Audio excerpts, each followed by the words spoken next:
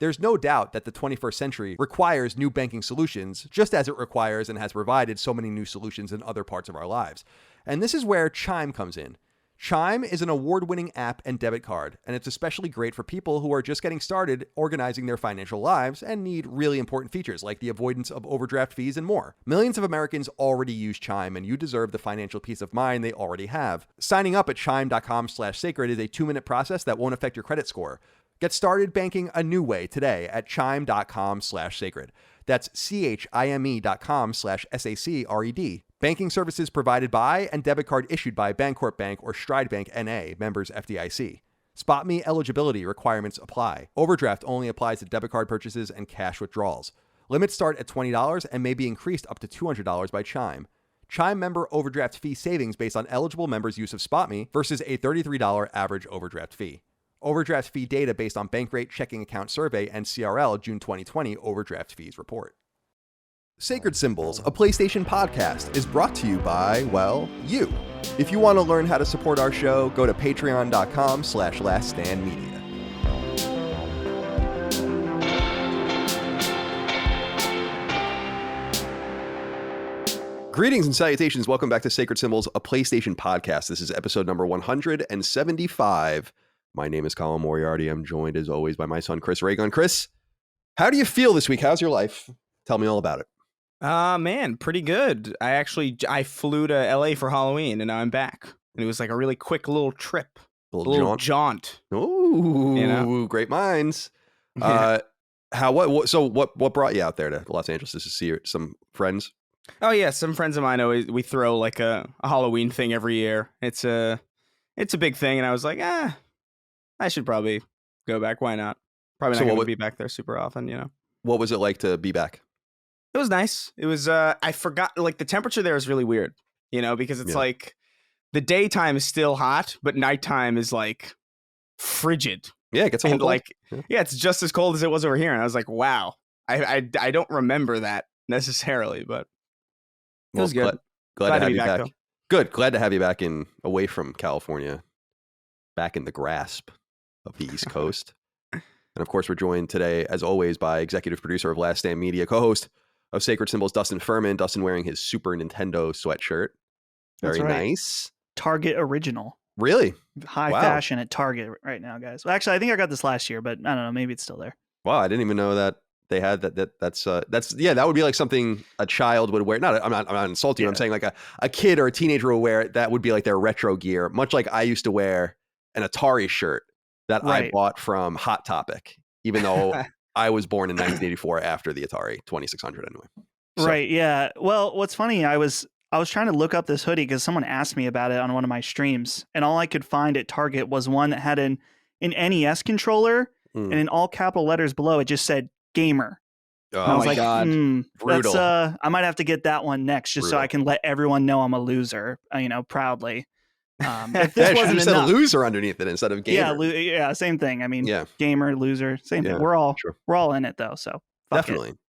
Are you a gamer, Dustin? I guess so. I mean, I'm just a gamer boy out here trying to game, trying to survive like the rest of us. Sure, I'm trying to survive. I'm a gamer. I'm a proud gamer. Well, yeah. It's good to see you guys. It's good to be here with everyone out there. Thank you so much for your love, kindness, and support of Sacred Symbols and all things Last Stand Media. Remember, you can get the show 3 days early and ad-free by going to Patreon, patreon.com/laststandmedia. You can buy merch. We have a whole new slate of merch over at laststandmedia.shop, including new sweatshirts and t-shirts and a cool poster and stickers and all the rest. Moriarty Raygun 2024 stuff, which is good. That's selling briskly. And by the way, we know that the merch is a little on the expensive side. I know that, but it's really important to us. First of all, we don't make like a gratuitous profit on it, but it's important for us that it's made fairly in good condition by people that are, paid right and treated well. In other words, Uyghur Muslim concentration camp people in China not making these shirts. No. Right. Not making these stickers and all of that. So thank you so much for that. By the way, I wanted to give a quick shout out if I might. So everyone knows I have a brother, Dagan. He comes up on the show a lot. But less often on this show comes up my two sisters, Dana and Allie. They're both teachers. My sister Allie is an art teacher at a private school here in Virginia, And she started this business on the side that's actually starting to really thrive locally. It's called Ali and Ayla. And it's a jewelry kind of outfit where she custom makes all of this jewelry out of resin and all of this other stuff in her spare time. And she started kind of going to farmers markets locally and all of these kinds of things and finding like a little bit of a following here. And I wanted to just give her a shout out because I think that although we have a small female audience, you might be interested in this stuff. Moreover, holiday is coming and a lot of you have significant others and all of these kinds of things. And Ali has like awesome earrings and jewelry and everything at her website. And it's aliandayla.com, ALI and AYLA, ANDAYLA, aliandayla.com. Use the code LSM at checkout, 20% off your order. How's that? So go support a Moriarty, local art, all of that as Christmas comes up. Wanted to give her a shout out. She's doing really great work. And as an entrepreneur myself, it's really awesome to see a fellow Moriarty sibling also undertake the entrepreneurial banner. And I'm wishing her the very best. So go check out her stuff if you have a significant other, or you are a female audience member, or you're maybe androgynous in some sort of way, which is totally fine. aliandayla.com.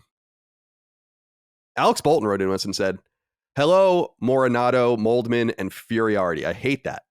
It's really awful. Woo. With the official announcement of the Moriarty Ray Gun 2024 campaign through the launch of the new t-shirt on LSM store, sticker too. What is your campaign platform and what are some of your goals you wish to accomplish under a Moriarty administration? Is Dustin going to develop a coke habit and leave his MacBooks lying around just so he can fit the role of the president's son? Perhaps. I don't want there to be an archetypical child, right? We have our Hunter Biden right now, just like we used to have our Chelsea Clinton, just like we had the Bush daughters. Remember them? They were kind of interesting. So, sure. And of course, the Obama daughters were too young for everyone to make fun of, so they kind of got a free pass, right? Mm-hmm. Very lucky. All right, little kids, you lucked out because I will say even Chelsea Clinton didn't get it as easy as they did. And she was also a little kid, but I digress. Chris, we have this ticket. Mm-hmm. We have what I would argue is no electoral momentum and no idea what the ticket will be. So we'll start to construct it. What is something that should be important to us on our ticket? Right. So right off the bat, I'm thinking all deer 0.75% the size they are now. So when you hit them, they don't do as much damage to your car.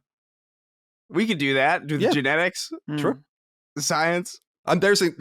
We made a COVID vaccine in a very short amount of time. I have little doubt, in fact, that they could somehow manipulate future deer. Yeah, Didn't for they sure. make watermelons like square and shit like that? Like they can do these things. Yeah, we can do these things. Like have no fear, shrink the deer. Ha! That's my write that that's down. my platform. I'm gonna write that down. Have no fear, shrink the deer. That's Have you ever hit a deer, Chris? They're catastrophic. They're catastrophic. They do insane amount of damage to your car, and then you're just like sitting there like, wow. And then the deer gets up, laughs at you in an accent that I think like I can't comprehend, and then scurries away into the bushes to like gloat to the other deer about how much damage it just did. They're pieces of shit. But if they're smaller, you'd be able to mist right through them, you know? And that's the America that I want. Yeah. Exactly. It's the lesser extreme of in New England, and actually probably in New York where Chris is now.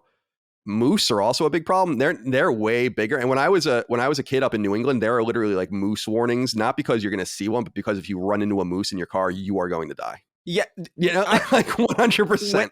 I don't know if the audience is familiar with this, but like I assure you, if you've never seen a moose, they're way bigger than you think they are. Like I was staggered by the first photo I saw of a moose because it looks fake. It looks like Narnia shit. That's a great point. Yeah, it is. I encourage all of you to look this up because I'm sure most people have they have no reason to have seen a moose ever. Yeah. You know, outside of like maybe a drawing or like, ooh, Rocky and Bullwinkle, how cute. Right. But those things are scary, man. Yeah, they're big, reindeerish in some eldritch way. Mm-hmm. So watch out for them out there on Long Island, where I'm from. There's open hunting season on deer every year, and we invite the hunters from upstate to come on to Long Island and just fucking lay waste to the deer. For like, like you could take like whatever you can get.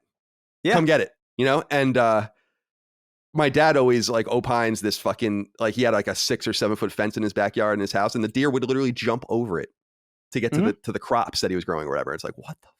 Yeah, they're crazy, man. Yeah, and he shoots them with BB guns to get them out of the yard. Like he has like a BB gun pistol. I've seen him. Like he has like a BB gun pistol, and like he'll like just like middle of a conversation, just go grab it and like start shooting something outside of his house. Yeah. Like to like get it.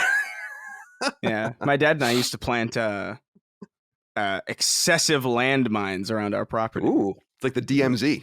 Yeah. We can't go back there anymore because we forgot where we put them. But like, it was worth it to get rid of those deer. It's like rural France where every once in a while someone blows up from an old Nazi mine because no one knows where they are. It's gonna happen sometimes. Do you remember when that happened in New York in Central Park? What was it? Like some mine in Central Park went off or something. Some like really old mine. This is like years that's ago. Interesting. It could be something from like the 19th century that was just like planted or. It's insane that can happen because you see farmers in France all the time, like as they're cultivating their dirt, their soil, whatever, and they're digging things up. Like there's just bombs and plane parts and shit. It's kind of cool. Mm-hmm. It's cool for us in America because we didn't really have much to worry about. Right. A little more serious over there in Europe during World War II than it was for us. All right, what the hell are we talking about here? Oh, I wanted to remind everyone else about Sacred Symbols Plus as well. That's twice a week now on Patreon, exclusive to patrons. We're doing awesome topics over there, topics on AI. We did one with Techland, one about Gran Turismo, one about emulation. We just put up a Deathloop review discussion in Spoilercast. I'm going to record imminently with Eric Kane from Forbes about Kena. It really is called Kena, Bridge of Spirits, as you find out in the game. I don't know if I could hold to that, but that is what it's called. So a lot of those things coming up. We have a lot of great episodes coming up, and I'm really excited. In December, we're going to start getting into a game that I want to start playing for January on Sacred Symbols Plus, where we're going to start selecting fantasy teams of games, rather, like sports, like fantasy football, for instance, and we'll play the Metacritic game like others do on other shows, because I just think it'll be a fun way for us to speculate, which is one of my favorite things to do. All right, let's get into some things that we have to discuss here. Nothing too serious except for this one at the very top. Dylan Paulson wrote in, said, "Greetings, gents. I know it is often joked about on the show how you guys create content to which people are listening while driving. The question always arises, has someone ever gotten into an accident while listening to me talk? Today, I could confirm this question. Last weekend, I was driving while listening to the most recent episode of Sacred Symbols and got into a car accident. This young driver changed lanes in front of me without a blinker, mind you, leaving me little time to think. I slammed on brakes, tried to avoid hitting the car, hopped the curb, and smashed the front passenger side of my car into a street sign. I pulled over in shock, and to my dismay, Chris was still going off about how little flavor is in a soda. Thankfully, no one was hurt, and the levity of the show is always much appreciated as I waited for the police to arrive to file an incident report." Well, glad you're okay, Dylan. What do you think of that, Chris? You were going on and on during this this event in this man's life that he'll never forget. I like the thought of him just being in like a deep like panic while I'm ranting in his subconscious. Yeah, his car's like in a ravine, like classic television show accident, smoking front, but then Chris is just bellowing out of the. Yeah, you just hear like a really muffled like Santa 6, and like, oh fuck, there goes my car. And I also, Chris, let's stick with you for a second, because Simon Dixon wrote in and said, "Hi guys, I couldn't help but notice something while I was watching your last episode. Chris keeps his jerk tissues in full view of the camera. Like the rest of us during these video conferencing times, please have the decorum to hide your jerk tissues in the future. Don't lie to us. We all know what a tissue box next to the computer means. Stand down, Chris." That's what he says. Stand down. Now, I wanted to bring this up because, not to call you out, but because I feel like it was there perhaps because you were sick. Yeah. I was like, I have so much mucus like falling in and out of my head at any given moment that like, yeah, I needed tissues within arm's reach. Thankfully, I didn't really need to use them while I was recording because it like dried up a little bit. But like, I don't want to have to like lean off camera every single time, look like I'm like doing lines of coke or something. Sure. Sure. Yeah, I thought that was funny. It brought up something in my mind. This is a candid admittance and something that it's like when you're a kid, you just don't really care or think about it. It's like, I think about my teenage bedroom in high school, right? And, have a friend over or a girl over where it's like, here's my TV and here's my bed and here's my drum set and all that kind of stuff. And here's the lotion that I keep next to my bed completely conspicuously. Mm-hmm. That, there it is. And it just seems like we all understood what that was. No one ever said anything about it. It was never an issue with anyone. But in looking back, I'm like, why was I so flagrant? What was I thinking? Maybe you did it on purpose. Maybe I did. Subconsciously. Like you were just like, yeah, what's it to you? Can you do it on purpose if it's subconscious? Oh, it's a great point. Yeah. I mean, it's not really that deep. I just wanted to I just wanted to bring up that I think about that sometimes, and I'm like, you got to be a little more discreet. Yeah. You know, I hope if I have boys, I hope they're a little more discreet than that, because my dad was nice enough. First of all, my dad had no idea what I was doing anyway, but my dad was nice enough to, if he knew, and I'm sure he knew what was going on in time to time. Like when he finally admitted in college that I always reeked like weed. It's like, yeah, Dad, thanks. You know, I think his exact comment was, why don't you go smoke another joint with your friends, was when I knew that my dad knew these things. So I'm sure he knew, but he wasn't going to come say to me like, why don't you go rub another one out? Yeah. That'd be traumatizing. I feel that would like be. I'd be like, I don't know. Having someone's dad say that to you would be like, that's your no. that's your Joker moment. Yeah. It would be weirder for my own dad to say that to me than someone else's dad. That's how weird that would be. You know, like if someone else's dad told me in high school, go rub one out, I'd be like, that's less weird than my own dad telling me. Still very weird. Oh my God. Spectrally, it's all very weird. Yeah, flabbergastingly weird. But if you zoom in on the very weird aspect, then there is another spectrum, indeed. No, exactly. Which to examine. All right. How about this one from Seth Bain? It says, hey, CDC, I'm not sure who will remember. But a while back, I wrote in regarding a peculiar situation in which my friend and I both had dreams about sleeping with each other's girlfriends within a similar time frame. I remember this. The prevailing theory seemed to be that we were interested in swinging. I'd like to clear the air and say that this was not the case, but is it not? But I am following up with some new info. At a Halloween party this year, I let it slip that my buddy and I dreamed about sleeping with each other's partners in front of a group of people that included my girlfriend. You let it slip. Yeah. So we're gonna get into this. I'm not even done yet, but we're gonna get into those. Right. She seemed to think it was amusing, but later into the night, she pulled me aside and told me that she had the exact same dream too, albeit at a much different point in time. Should I believe her? Is she messing with me because she thinks my subconscious mind wants to sleep with someone else? Or is there something much more cosmic going on? Come on, Seth. This is denial, man. God, it's not only a river in Egypt, my friend.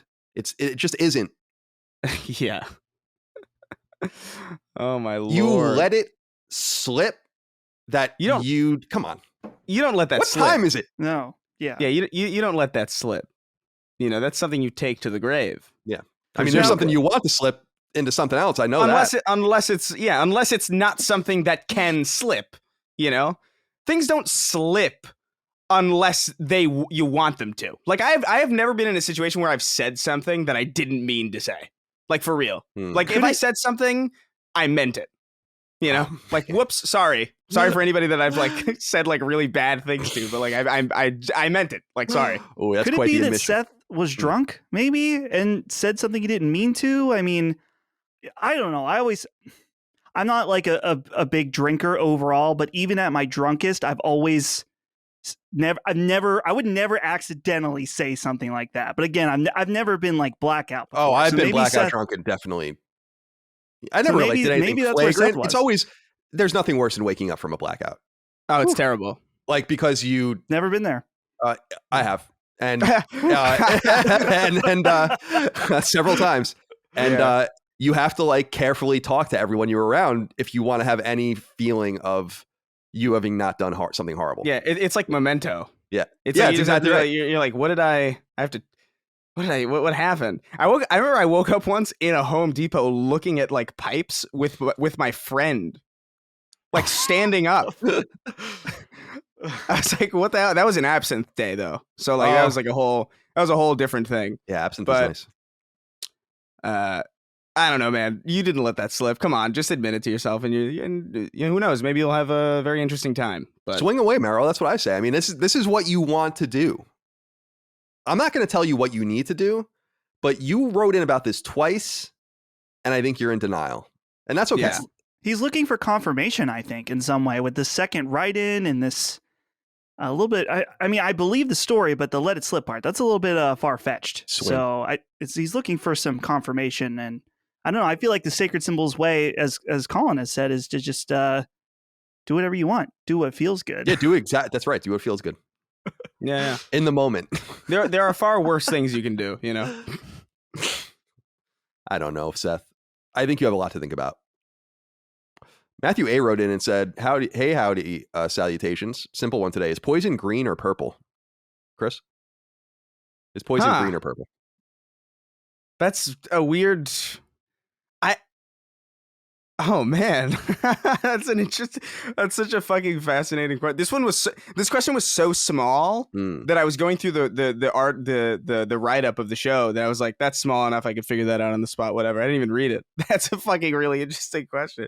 I feel like purple for some reason is more poisonous because agree. like green to me, it's like it could be poison and it's like very like there's something toxic about green. You think of like radioactive waste, but you also think of like health. Health is typically green. There's really not any other color that health typically is represented by. It's usually always green. So yeah, I would say purple. I would say purple is poison. It's funny you say that because I agree with you. And what I think about with green liquid is actually linked to the past for some reason, because that isn't the magic ether, like the magic MP or whatever. Isn't that green in Zelda? And I think so. And so that's what my mind went to, although I could be wrong about that. I just feel like purple is a much more toxic color. Purple is an interesting color, I think. Like I know people that purple is like their favorite or one of their favorite colors, and that's always a little mystifying to me. Because I'm like, purple to me, purple's fine. I'm not gonna say purple's great. It's not true at all. Purple's not great. But people always reduce to blue or red or something. I think it's kind of rare to find someone that's like purple and orange. Like these are colors. I like orange a lot, but it's not common in my experience to find someone whose favorite color is purple. Yeah. Right. Dustin, is poison purple or green? I think they both are. I think it shows the severity of the poison. A green, that's like that might knock you out for a day or so. That's a temporary. Whereas a purple is gonna, I don't know, make you lose feeling in your legs permanently or something. This is a much much deadlier or just much worse overall poison in my mind. This is the fantasy. Most likely, poison is probably clear. It's like a clear liquid in real life. But like, imagine they're like about to do capital punishment at like somewhere, and they're like they pull out a vial of like glowing purple liquid. Like I don't know. Maybe there's a lot of possibilities here. Well, I think it depends on the poison you use. Like, wasn't what's that classical poison? I can't think of it. It was like sweet, and people used to kill people with it all the time. I think that was like they put it in like actually like sweet drinks, so it would go unnoticed, etc. People are yelling at their radio right now. I'm sure. Don't write in because I'm going to be over it by then. Just don't do it, please. All right. Brian Barlog wrote in, this one's for you, Dustin. He says, hey guys, Colin, I have to bring up that last week when you spoke about Shoji Meguro leaving Atlas, you framed it as something only Dustin and us weebs would care about. Does that not also include you as well? Was Dustin the one grinding the platinum in Wild Arms 3? Is he the one who also played the JRPG dating sim Thousand Arms on PS1? I gotta say, I think you're a fucking weeb too. Search your feelings. You know it to be true. As always, thanks for everything you guys do. Now, I know this is a point of contention with a lot of people, Dustin, and I just want to air it out. Am I a weeb or am I not a weeb? Well, that's a great question, Colin. I mean, is it? You don't watch any forms of anime, to my knowledge. No, not since I was a kid. And I feel like you at least got to have a toe in that to be considered a weeb. Video games, I feel like are different. Like you can play a lot of JRPGs and not be a weeb, really. But honestly, really, I don't know. It's just like some people call me, I've gained this title, the Weeb King of Last Stand, but really it's kind of a sham. Like Holly watches about 5 times as many anime as I do. And Colin, you probably end up playing more JRPGs than me at the end of the year, but maybe not. I don't know. Well, I think it depends on the year. Like I wasted a lot of time with Wild Arms this year, right? Wild Arms 3. You can never waste time with the original Wild Arms. But I feel like, in my opinion, I am what I would describe as weeb adjacent. I think that I have weeb sensibilities. I think a lot of that comes from the fact that I grew up on anime. I grew up on obscure anime, as we've talked about with my brother, Dagan, who was into this random shit when I was a kid. And it's not so random today, but when you're watching Bubblegum Crisis or Ranma or something in like 1991 or 1992, that's pretty obscure, And that, I think, made me accepting, as video games went from chibi 16-bit or 8-bit sprites to more realistic models and at least portraits and stuff in games, I think watching that anime opened my mind up to a specific type of game, JRPGs, that I can tolerate and actually enjoy without having ever really stayed around with anime, because the last anime I really watched intently was Dragon Ball when I was in high school. And specifically Dragon Ball Z. And I remember it and I like it. And I watched Castlevania and all that. I tried to watch Attack on Titan, which I think is awesome, but I just haven't gone back to it. But I don't think it has anything to do with Japanese animation particularly. My brother is a professional animator. He's at Nickelodeon now.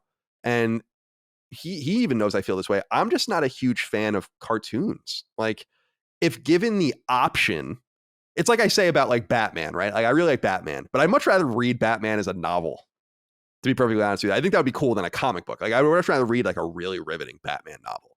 Right. And it's the same thing with like, if given the option, I'm going to probably watch live action over a cartoon. But the Batman the animated series is so good in comparison it is. to most Batman. That's actually what got me into Batman, by the way. Yeah. Was the Batman animated series. But that was as a child. I mean, more as I've gotten older. It's funny because, and I guess like I'm playing Kena now, right? And we'll talk about that in a little while. Kenna.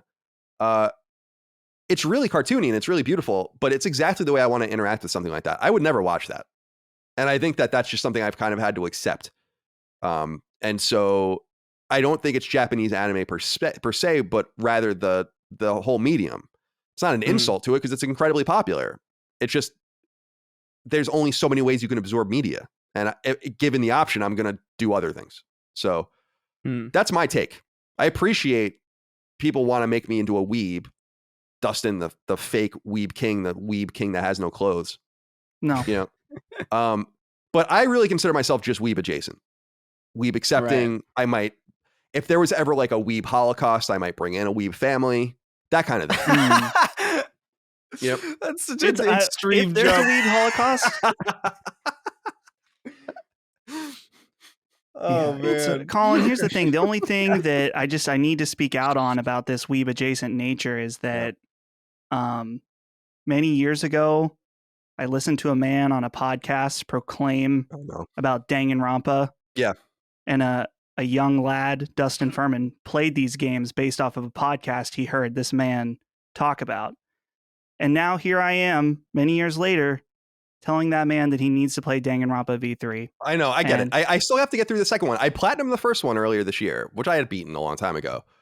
But doesn't that not say more about my lack of weebishness, is that I'm still associated with certain games that even the publishers and developers would tell you when I was at IGN, I had a big part of making popular. Right.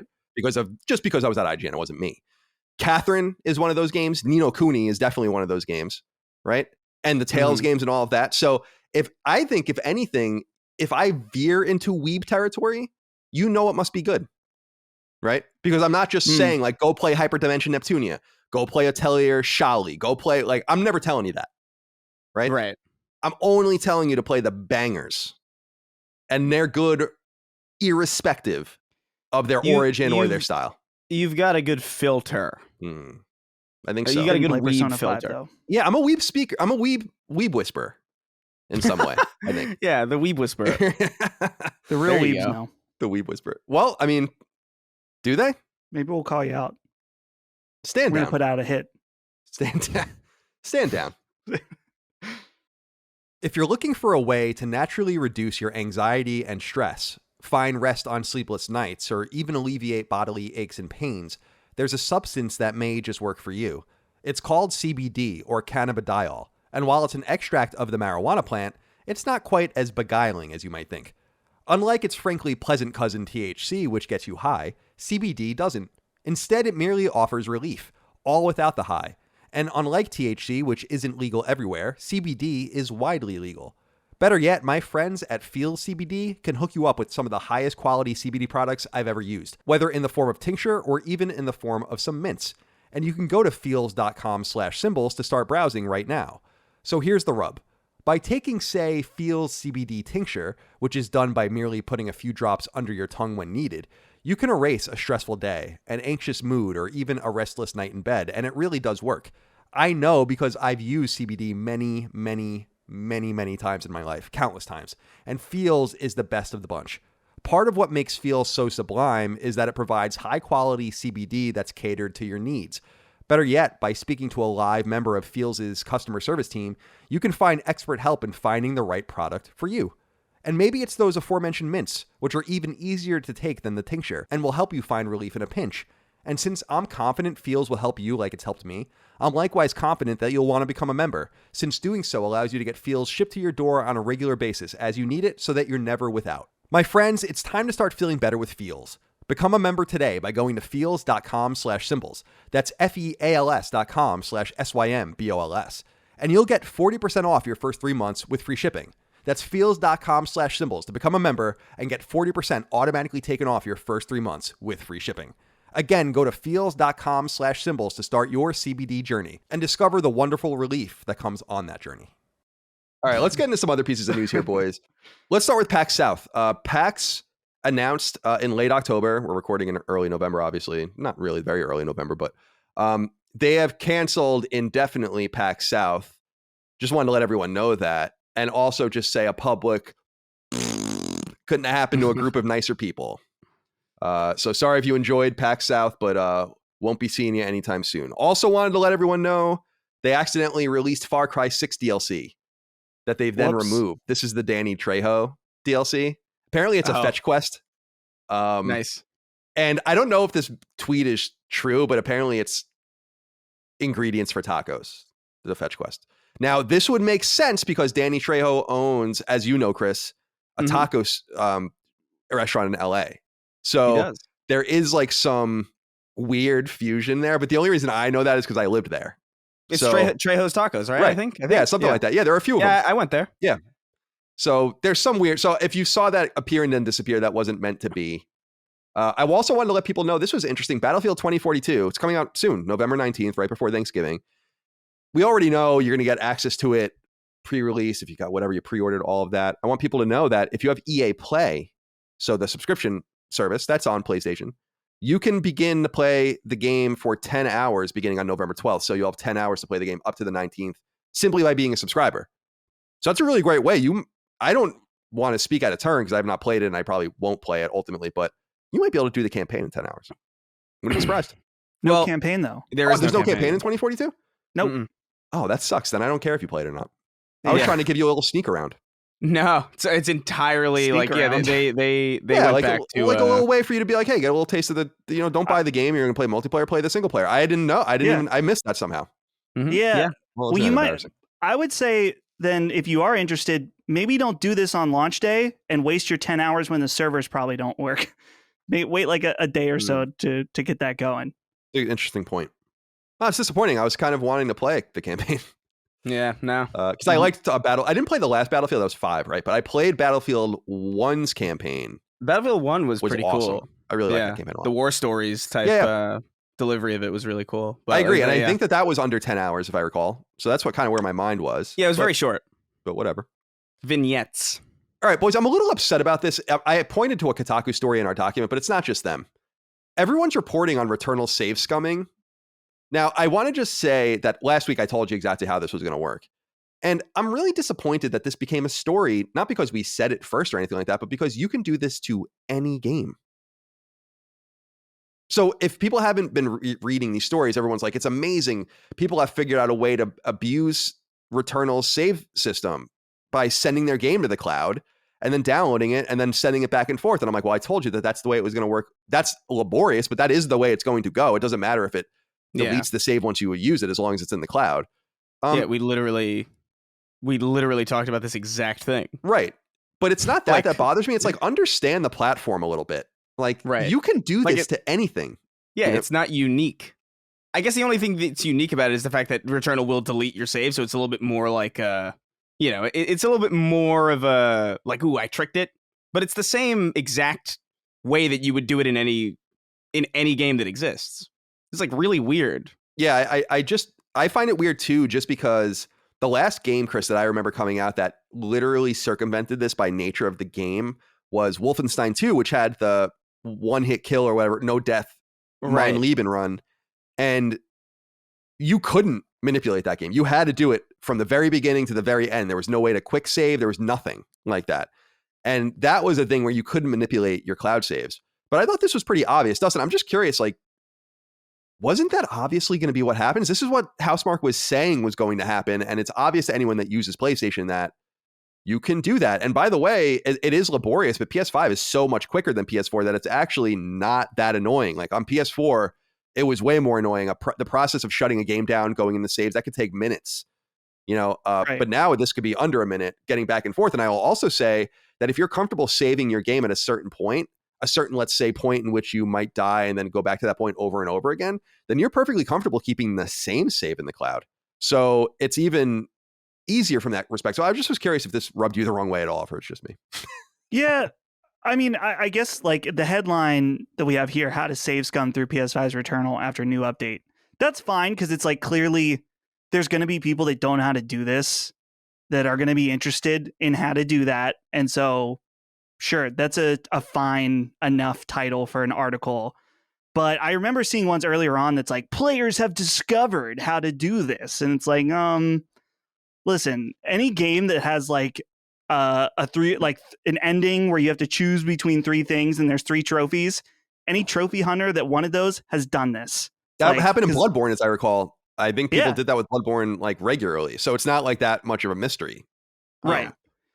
Yeah, I don't know why it bothered me so much. It just did. I'm like, this isn't a story. This isn't a story. How do you not know that? Yeah. Right. How are you a professional and you don't know that? Oh my God. Then again, I didn't know Battlefield 2042 didn't have a campaign. Also, I wanted to bring up just this funny story. This was from gamesindustry.biz, although this is being circulated. Sony is basically losing the rights to the Vita trademark in certain respects in the EU and European Union countries because they're being pinched by a specific company, I guess, called Vita Audio, Vieta Audio. And they're basically saying, like, you don't have the right to all of this. Like, they have data carrier, carrying program, audio and or image carrier, et cetera, et cetera, et cetera. And since Sony has abandoned Vita, this company has kind of come in and been like, well, we want the trademark back. So it's nothing really important, but just an interesting oddity that I thought I'd share with people. And if they want to go check out the story, it's on gamesindustry.biz. It's called Sony's Vita trademark partly revoked for non-use in EU. In other words, it's an abandoned trademark. Let me see here. Oh, you know what? I'll read this real quick. Speaking of Vita, Bobby wrote in and said, "Hey, good fellas. Long time, first time, and all that jazz. Welcome, Bobby. This one's mostly for Colin as the resident Vita expert.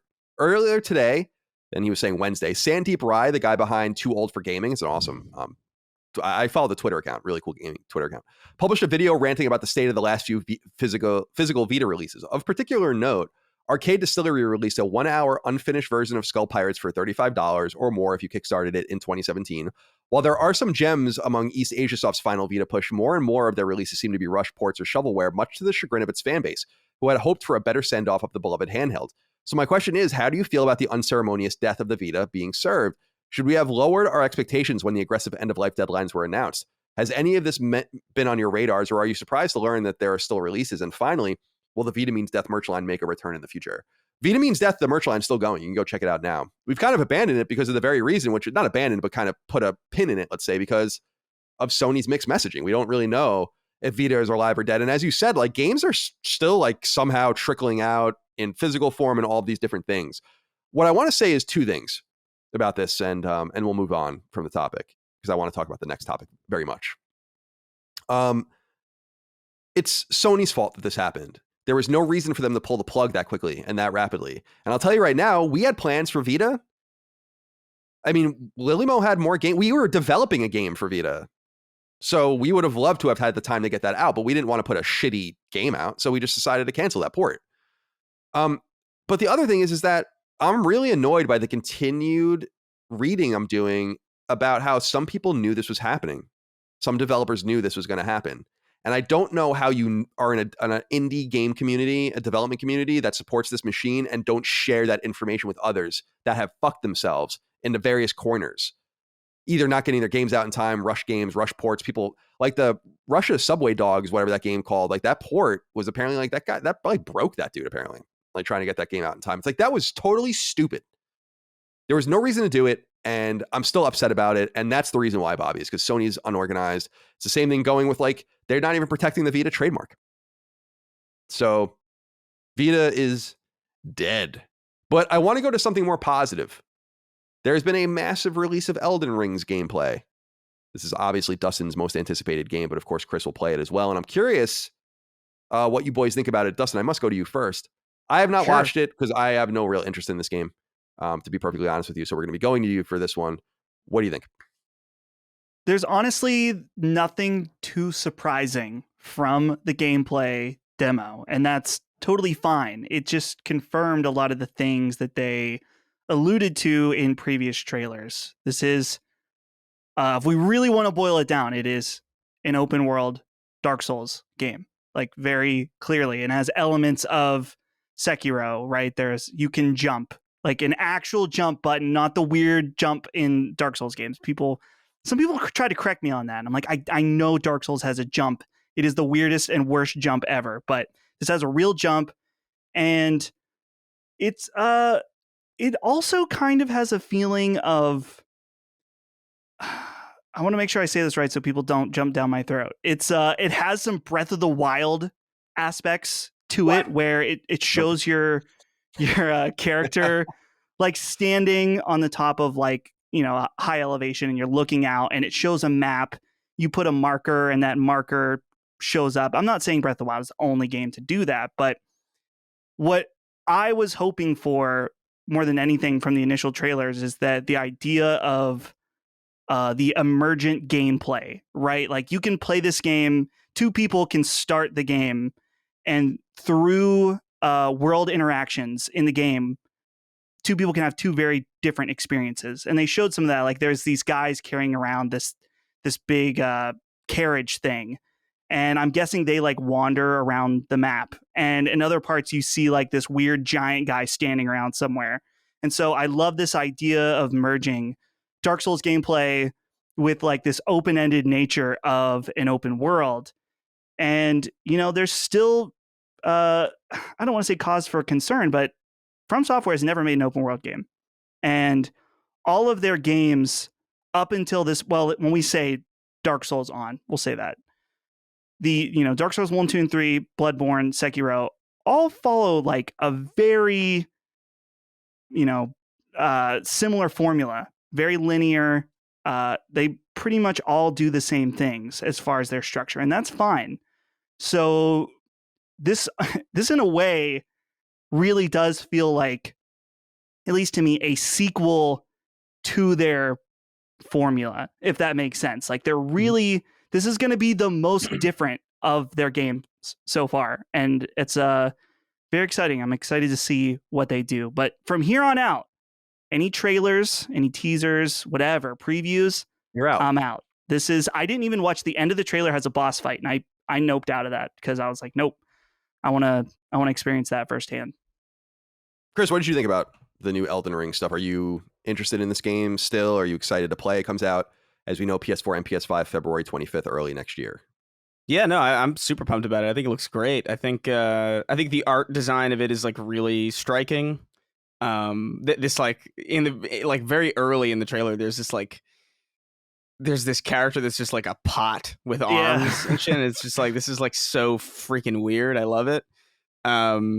I like the location. I like the aesthetic of it. I like the art design. I like the elements of Sekiro that I'm seeing, because that's like of the From games that I've played, that's the one that I had the most fun playing, like moment to moment, like even just like traversal wise. I like the fact that your horse can like jump up mountains, but it's like in designated spots, so it's not like this like overpowered like ridiculous thing that just gives you so much freedom that navigating the terrain becomes worthless or like not engaging. I think it looks really cool. Like I don't know what else to say about it though, because it does look largely like, from a moment to moment gameplay perspective, it looks basically like what we've seen before. It's just a matter of like how those encounters are spread apart and how close they are to each other, and like what making your way from one combat encounter to the other looks like. That's going to be like the big differentiating factor between this and other Souls games and other like From Software games. But I'm very optimistic about this. I think it looks really, really good. The location reminded me a lot of the Dreaming City in Oh yeah, Destiny, yeah, I which can I'm see like, that. which is like one of my favorite locations. So it's like this looks sick. I'll say I'm just scrubbing through it now for the first time just to get a look at it, and I'll say, much to what you guys have already noted, if you put a lot of this gameplay next to Bloodborne, not Bloodborne because I played it, but if you put it next to like Dark Souls 3 or maybe not even Sekiro, because I know what Sekiro looks like, but this looks like Dark Souls to me. Yeah. And it looks more like Dark Souls than Bloodborne does to me. I think a For lot of sure. that has to do with aesthetic, but I will say one thing I noticed in just scrubbing around is that there's like this one vista of like unmolested distance that I've never seen in a FromSoft game before. Now, I've not played all the way through these games, but I know what they look like. They're usually, quite contained. There's open areas, set pieces, and all of that, but it looked like there was nothing interrupting this space. And I agree with you, Dustin. That to me looked intriguing. Where I was just like, what does the walk from point A to point B in this world look like? Because we know what that walk looks like in The Witcher, and we know what that world looks like in something like Fallout or the Elder Scrolls, but that's a bit of a mystery. I mean, knowing that almost makes me a little more interested in it, just because I feel like, I could be wrong on this, but I feel like Elden Ring might be easier than some of their other games, because I feel like this is going to have to be more forgiving. I couldn't imagine how much an open world game as hard as Dark Souls would break people. Like, I think some people would be really into that, but I think some people would really not be into that. So Right. I don't know. Well, that's the question, Colin. I personally think that Sekiro is the hardest game to fully complete that they've ever made. Not ever. I mean, it kind of comes down to what gameplay you enjoy or are good at. So that's the question for, I'm like, man, they made what I felt like was the hardest game yet, and now they're going to this. Which the thing too, and I think we've discussed this on the show, is that Dark Souls and Bloodborne, they kind of have difficulty modes. They're just not labeled like easy, normal, and hard. It's about the things you do, kind of like you've talked about in Habroxia.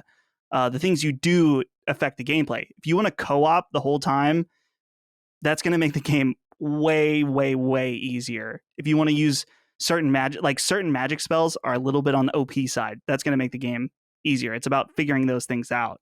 So I would imagine that would also have some of these elements, but who knows? Maybe it will be a lot easier overall. I know that would make our favorite Dark Souls fans out there very displeased, but they're Dark Souls fans, so They're always displeased. they're never happy. Well, like I said, February 25th, PS4, PS5, Elden Ring from FromSoft and Bandai Namco. What I've been wondering is, are we going to get that shitty new Bandai Namco logo on the box? Oh, probably. Or is a splash screen, or is it already done? I don't know. I hope not, because like, I've seen the mock-up, but I wonder if the final thing will have that logo or not. Man, that logo is a fucking travesty. All right, not good. It makes no sense for that company, but I digress. Okay, a couple more things I wanted to get through. Actually, both of these, I'm just curious, guys, what you guys think about this. Dustin, I want to start with you. I'm reading Video Games Chronicle right now about this. I was going to put this in the news section, but it didn't seem like that big of a piece of news. But over at Marvel's Avengers, the beleaguered Crystal Dynamics developed, Square Enix published game as a service, they wrote the following. They say, quote, on their Twitter account, they say, "We apologize for not responding sooner to your concerns about the addition of paid consumables in the marketplace. We introduced them as an option for an evolving player base and did not see them as a play to win, since they don't offer power directly. After considering your feedback, we have decided that by the end of today," so this was November 2nd, "we will remove Heroes, Catalysts, and Fragment Extractors for purchase. They will continue to be earnable rewards, and those already owned are still usable. We hope that this can be the first step in rebuilding your confidence in us as a team. It continues to be our goal to make the very best game possible," and they go on, end quote. Now, it's worth noting that this game is on PS Now right now, so it's free, in quotes, if you have that subscription. And it's also on Game Pass, as I recall, right? So, so at least it was. Or it was. I don't know if it still is. But it's drawn in some new people. The Spider-Man DLC is also going to be PlayStation 4 and PlayStation 5 exclusive.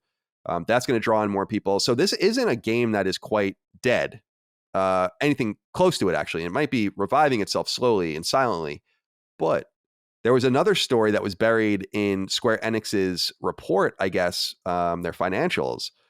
And let me see here. I want to say, it's in the annual report. Yeah, this was Yosuke Matsuda, who's the president of Square Enix. And he says, in part, quote, Marvel's Avengers was an ambitious title for us in that we took on the games as a service model. We overcame a variety of unexpected difficulties in the final phase of the game's development, including needing to transition to work from home due to the pandemic. We were able to surmount these challenges and release the game, but it has unfortunately not proven as successful as we would have liked. Nonetheless, taking on games as a service model highlighted issues that we are likely to face in future game development efforts, such as the need to select game designs that mesh with the unique attributes and tastes of our studios and development teams, end quote. He goes on. Of course. It's astounding that that is new information to somebody that high up at a company. You know what I mean? Isn't that astounding? Yeah, it's incredible. It's like, I said that first of all, everyone said that when they found out Crystal Dynamics was making Avengers. They're like, why? Yeah. It first made sense when we thought it was going to be something like Guardians of the Galaxy, which we'll talk about in a little while, but it wasn't. And a team that is known for Tomb Raider can't, like Killzone, like Guerrilla went from Killzone to Horizon. That's a big turn, but it's single player. It's still somehow conceivable. Going from Tomb Raider, third person action, to something like Avengers, which is a game as a service, makes no sense. I just think it shows how clueless publishers can be. Even publishers that have big IP, big money, big names. That entire game was a mistake. In my opinion. And it really is astounding that they would even. I like the headline too, because it kind of like shifts blame a little bit. It's like, oh, Crystal Dynamics, like they were not so. Well, why'd you give it to them? Yeah, you own them. Like, why did you make them do that? Like, it's such an insane thing. Anybody with half a brain could have told you not to give a live service game to Crystal Dynamics. You know, and everybody, like, even like when the game came out, everybody was like, yeah, the single player is pretty good. It's almost like they're really good at making single player games. And then you bring in this live service element that shouldn't even be in an Avengers game in the first place, like regardless of who's making it. Like the Avengers game should be like Guardians of the Galaxy. It should be a single player game. Why you're trying to do this is insane. But that was a whole, everything about that was so mismanaged, like from the very beginning. Like everybody smelled smoke. You know, it was like, oh man, what the hell is this? I mean, I started getting rumblings of that game when I still was in San Francisco, when I still worked at Kind of Funny. I mean, that game was... and that was 5 years ago. So, Dustin, I'm curious, can we now let's say less tenuously connect the dots that Crystal Dynamics now has to go and bring some bread home? And this is why they're now we kind of know why they're working.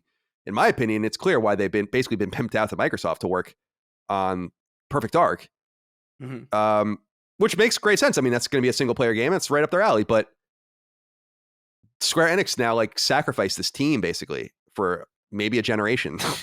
And it's I'm curious what you think of that, because that kind of takes them off the board.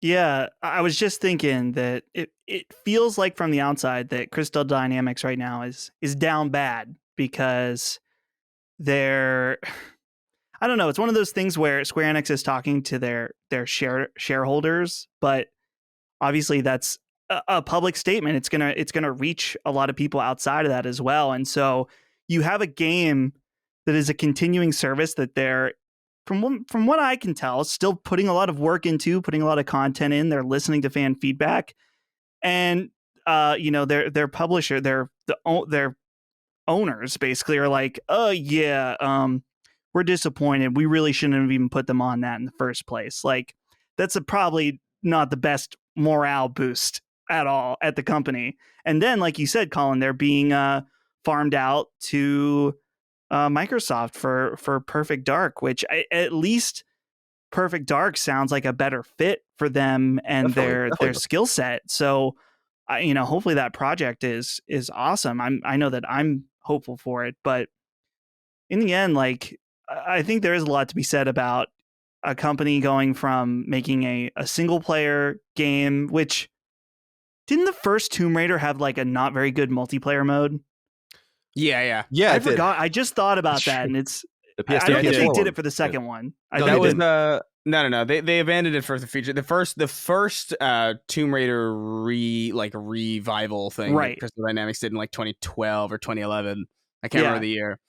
Had like this weird, like, kind of tacked on multiplayer, because that was around the time that like that was just happening. The 360. Where like, we'll just toss a some random deathmatch thing in here, right? And it was like it functioned, but it was not, nobody gave a shit.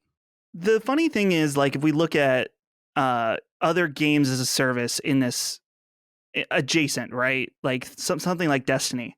Look how many years it took for Bungie to get it right. Which Bungie is like was the prime studio to move in. I mean, honestly, they kind of pioneered a lot of what we see in games as a service now, but it took them a while to figure it out, and that was with all of their multiplayer credentials. And so then you look at something like, Anthem, which was just completely its own disaster. Its own separate disaster. It's another example of a publisher overextending and ruining a team for a generation. Yeah. Right? Like BioWare's not going to recover. BioWare? Yeah, BioWare's not going to recover from that for a while.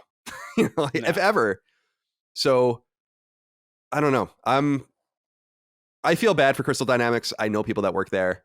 And I'm sure that they're glad that they have a lot of security now. Microsoft's money is going to be fused through there. Square Enix is certainly not going to get rid of them, but it's a sign that foreign leadership sometimes doesn't know what's in the cards. It's why it's, I think, really important to have more global reach with your studios and not have such a feel like Square Enix does, where it's like, yeah, IDOS is our Western team and Crystal Dynamics is our Western team and Tokyo RPG Factory is our Eastern team and all. It's like you got to have a little bit more of a fusion for a global company today. I think Capcom does that much more successfully, and I think that the results show. Before I get into what we're playing, though, boys, I wanted to bring this up real quick. Kotaku put it together, but it's just in the new sales figures. I wanted to put into context how much Nintendo games sell. I don't think that the audience considers how many games Nintendo sells on Switch. So first of all, we know Switch is at 93 million sold, creeping on PS4. I wouldn't be surprised if it passes PS4.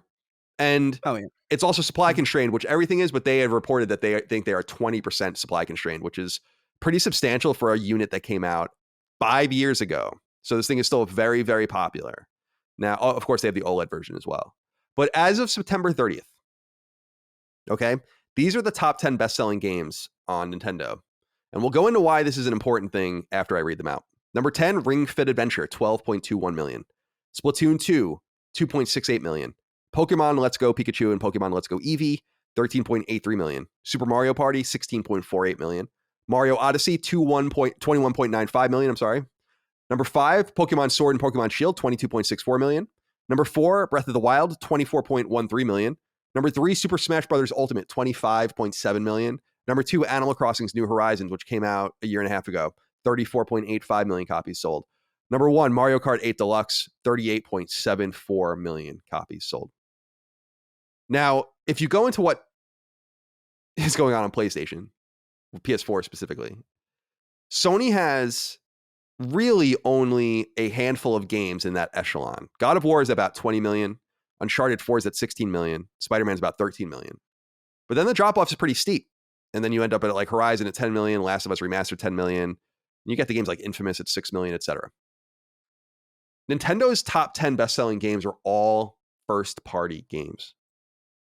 This isn't true on PlayStation 4, where the best-selling game, the 4th best-selling game, for instance, is The Witcher 3, right?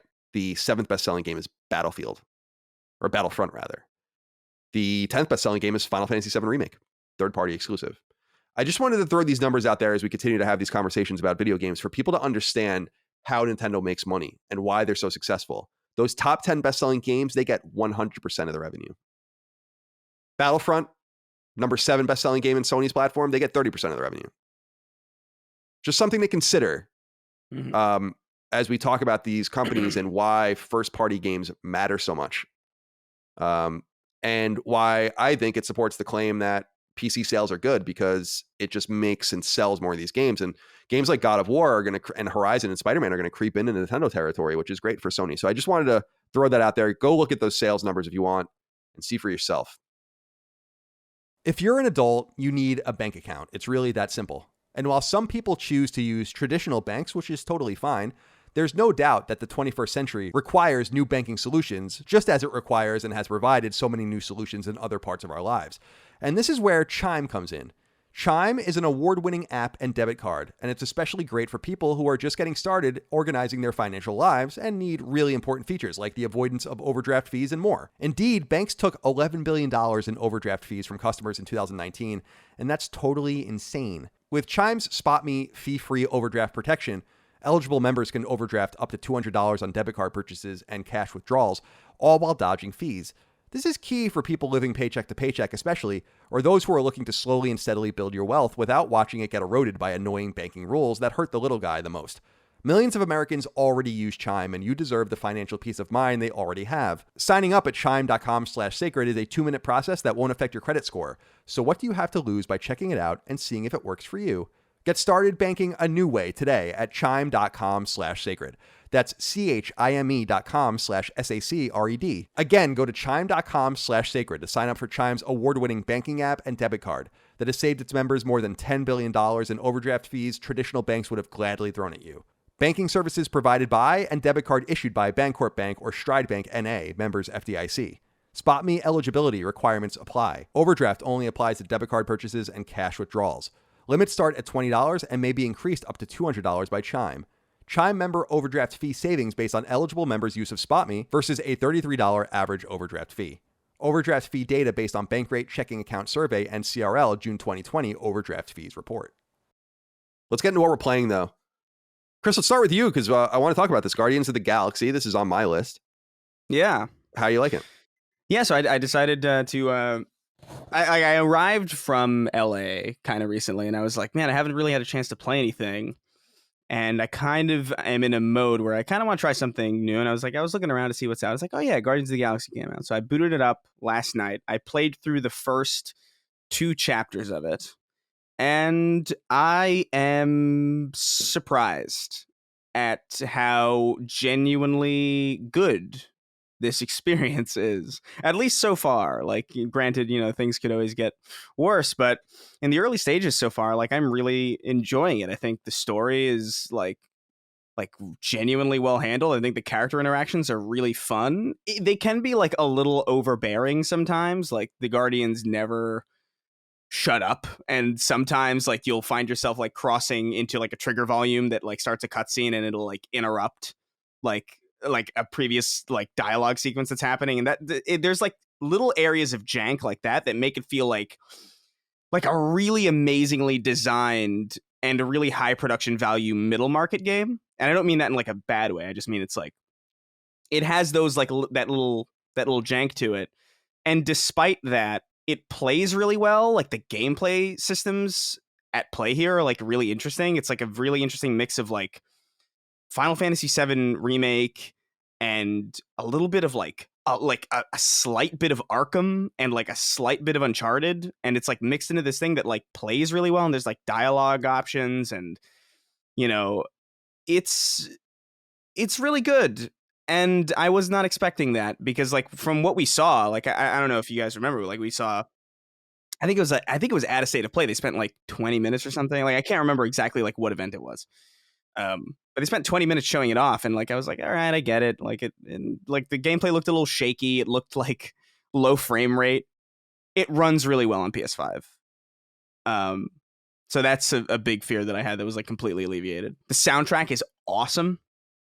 It's like really like all these 80s songs that I was not expecting to see in a video. It feels, the very first section of the game feels like one of the most expensive rooms in video game history. Like ColecoVision and like Tron and like a Wookiee from Star Wars, and it's like, holy shit, this is like, all I'm thinking is the price tag on this like one 3D box. But it's really fun. It's really good. It plays super well. I like all the characters, and I'm still super early in. So as long as it can maintain that, I think it's in a good spot. But yeah, super, super solid. Like, way more impressive than I thought it was going to be. I'm glad to hear that. A lot of people actually wrote in about the game this week, and I wanted to go to Will Selfridge's because he speaks to something that I was curious about too. And he says, hey, CDC, I'm a couple hours into Guardians of the Galaxy, and it's a phenomenal game. But what makes it better is the stark contrast between it and the Avengers game from last year. Makes you wonder if anyone at Square Enix was managing the Avengers game with Guardians being made right around the metaphorical corner. My question is, can you think of another example of a publisher releasing 2 games in close proximity where in comparison, one looks like a masterpiece in contrast to the others, or vice versa. Thanks for the podcast and keep flarking that poultry. Thanks, Will, for writing in.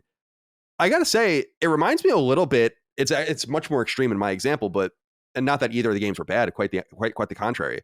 It's just, it reminds me a little bit of EA releasing Titanfall 2 and Battlefield 1 in that fall of 2016, where these games kind of are a little close to each other, maybe a little bit cannibalistic, depending on what you're going for. But what I was more interested in, and something that maybe I just didn't pay close attention to, is just that they didn't talk very much about this game. They just didn't show it. They didn't announce it early. And it's always best to be pleasantly surprised. I don't know if that works out great for marketing. I don't know if that works out great for getting your game into people's hands when it's maximally valuable at $60 or $70. But I know that this game is slowly going to percolate. Like, I feel it. I feel that this game is going to survive at a $40 price point for a long time. And it seems like people are slowly coming around to that. They want something like this, a linear, single player, almost Uncharted-like game, like you said. And I'm really excited to play it. I'm very pleased to buy it at full price and support them. But I think a lot of the success has to have come from no expectations, because they just kind of snuck it out. And I think that's good. I think that's the Fallout 4 technique. I don't think it can go any wrong. In fact, I think Fallout 4 did as well as it did because people weren't able to have the time to really pick it apart. And Fallout 4 ended up being disappointing, if anything. So yeah, shout out to Guardians of the Galaxy. I'm looking forward to playing that. Yeah, super good. Dustin, you're playing Tales of Arise. Now, it's worth noting that we are going to be doing, you'll lead it, but we're going to be doing a spoilercast / review discussion for Tales in the next couple of weeks. I think it's going to be you, Micah, and Maddie, something like that. Right.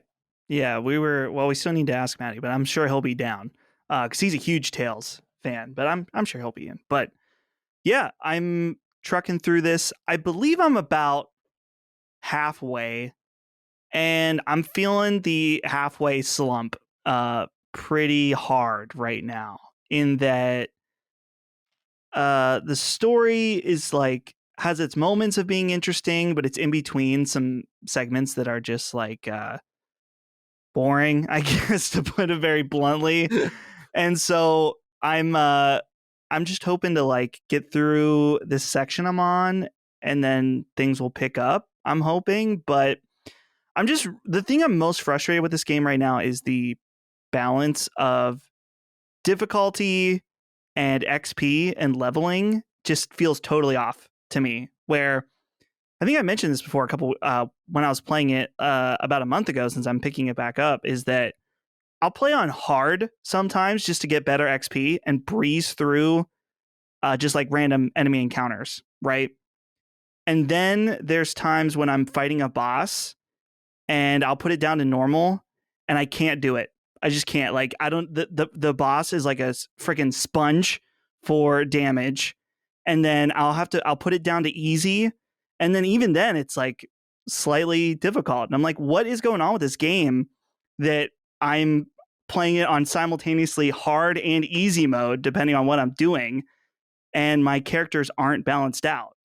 I had some people, when I mentioned that last time, that, oh, well, this isn't just like a button masher RPG. You got to think about stuff and dodge stuff. And I'm like, I get it. I understand that. I've played RPGs before, but I've never had one where I had to play on simultaneously hard and easy and switch it around constantly depending on what I'm doing. That just doesn't feel like, even if there is something that I'm missing, then I still feel like there's something kind of wrong, because surely there's people that know less about JRPGs than I do playing this game that are also like, what the fuck is going on with this? I've seen a lot of this. I've seen a lot of this with a lot of complaints about balance in the game. Yeah. And some people finding the game really easy and some people finding the game really hard, and then being surprised that other people have found that part easy or hard. For instance, I remember I only played it through the first boss. I have to restart it when I go back to it.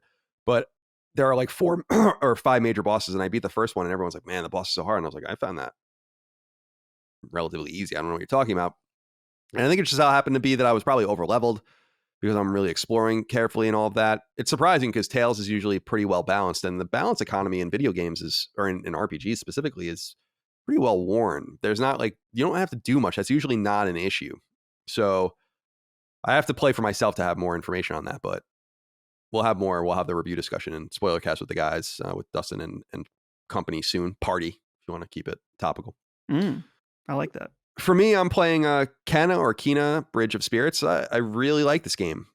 I'm probably more than halfway through it. It's really cute and really beautiful. And this Ember Labs story is kind of fun because it's not very common that a developer begins as something else. And they did. They started out as an animation house. Totally. This is their first game where they're actually making a game. And as opposed to like a cartoon, a Pixar-like cartoon. And I think they've captured something interesting here. It's a mixture of what I would consider a PlayStation 2 character action platformer with modern aesthetics.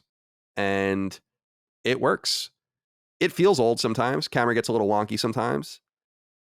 But the PS2, the GameCube, the N64, these consoles were littered with games like Kena. But they're not anymore. I mean, these kinds of games don't come out anymore. You know what game it reminds me of? And people are going to cringe, but it reminds me a little bit of Star Fox Adventures as well. Like, there's just the GameCube I can see game. that. Now, just from a gameplay perspective, but it actually invokes a lot of weird games to me. Like, and I'll save a lot of for the review discussion I'm going to do with Eric Kane, but it feels a little bit like, and looks a little bit sometimes like Mini Ninjas. I don't know if you guys remember that game. It invokes a little bit of that to me. And it certainly invokes many of the hallmarks of 3D action platforming, kind of obscure puzzles and basic combat. Button mapping can be done, but I didn't do it soon enough, so I really learned how to play the game frustratingly, which is attacking with the triggers, which is really tiring in button mashy games. I just don't have the dexterity for it, but that's more my problem. I could have remapped that and fixed that problem.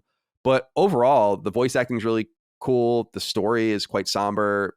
Kena is a really interesting protagonist. I love the mixture of melee combat, heavy and light melee combat with these bombs you can throw, with these arrows you can shoot, the way you put them all together, and you find these cute little creatures called rot, and they follow you around almost like Pikmin, and you send them to do little things, but it's not quite as complicated. Like you just send them to go pick up an object or whatever, and the more you find, the more you level up. So there's this kind of clever upgrade system. It's a very manageable game.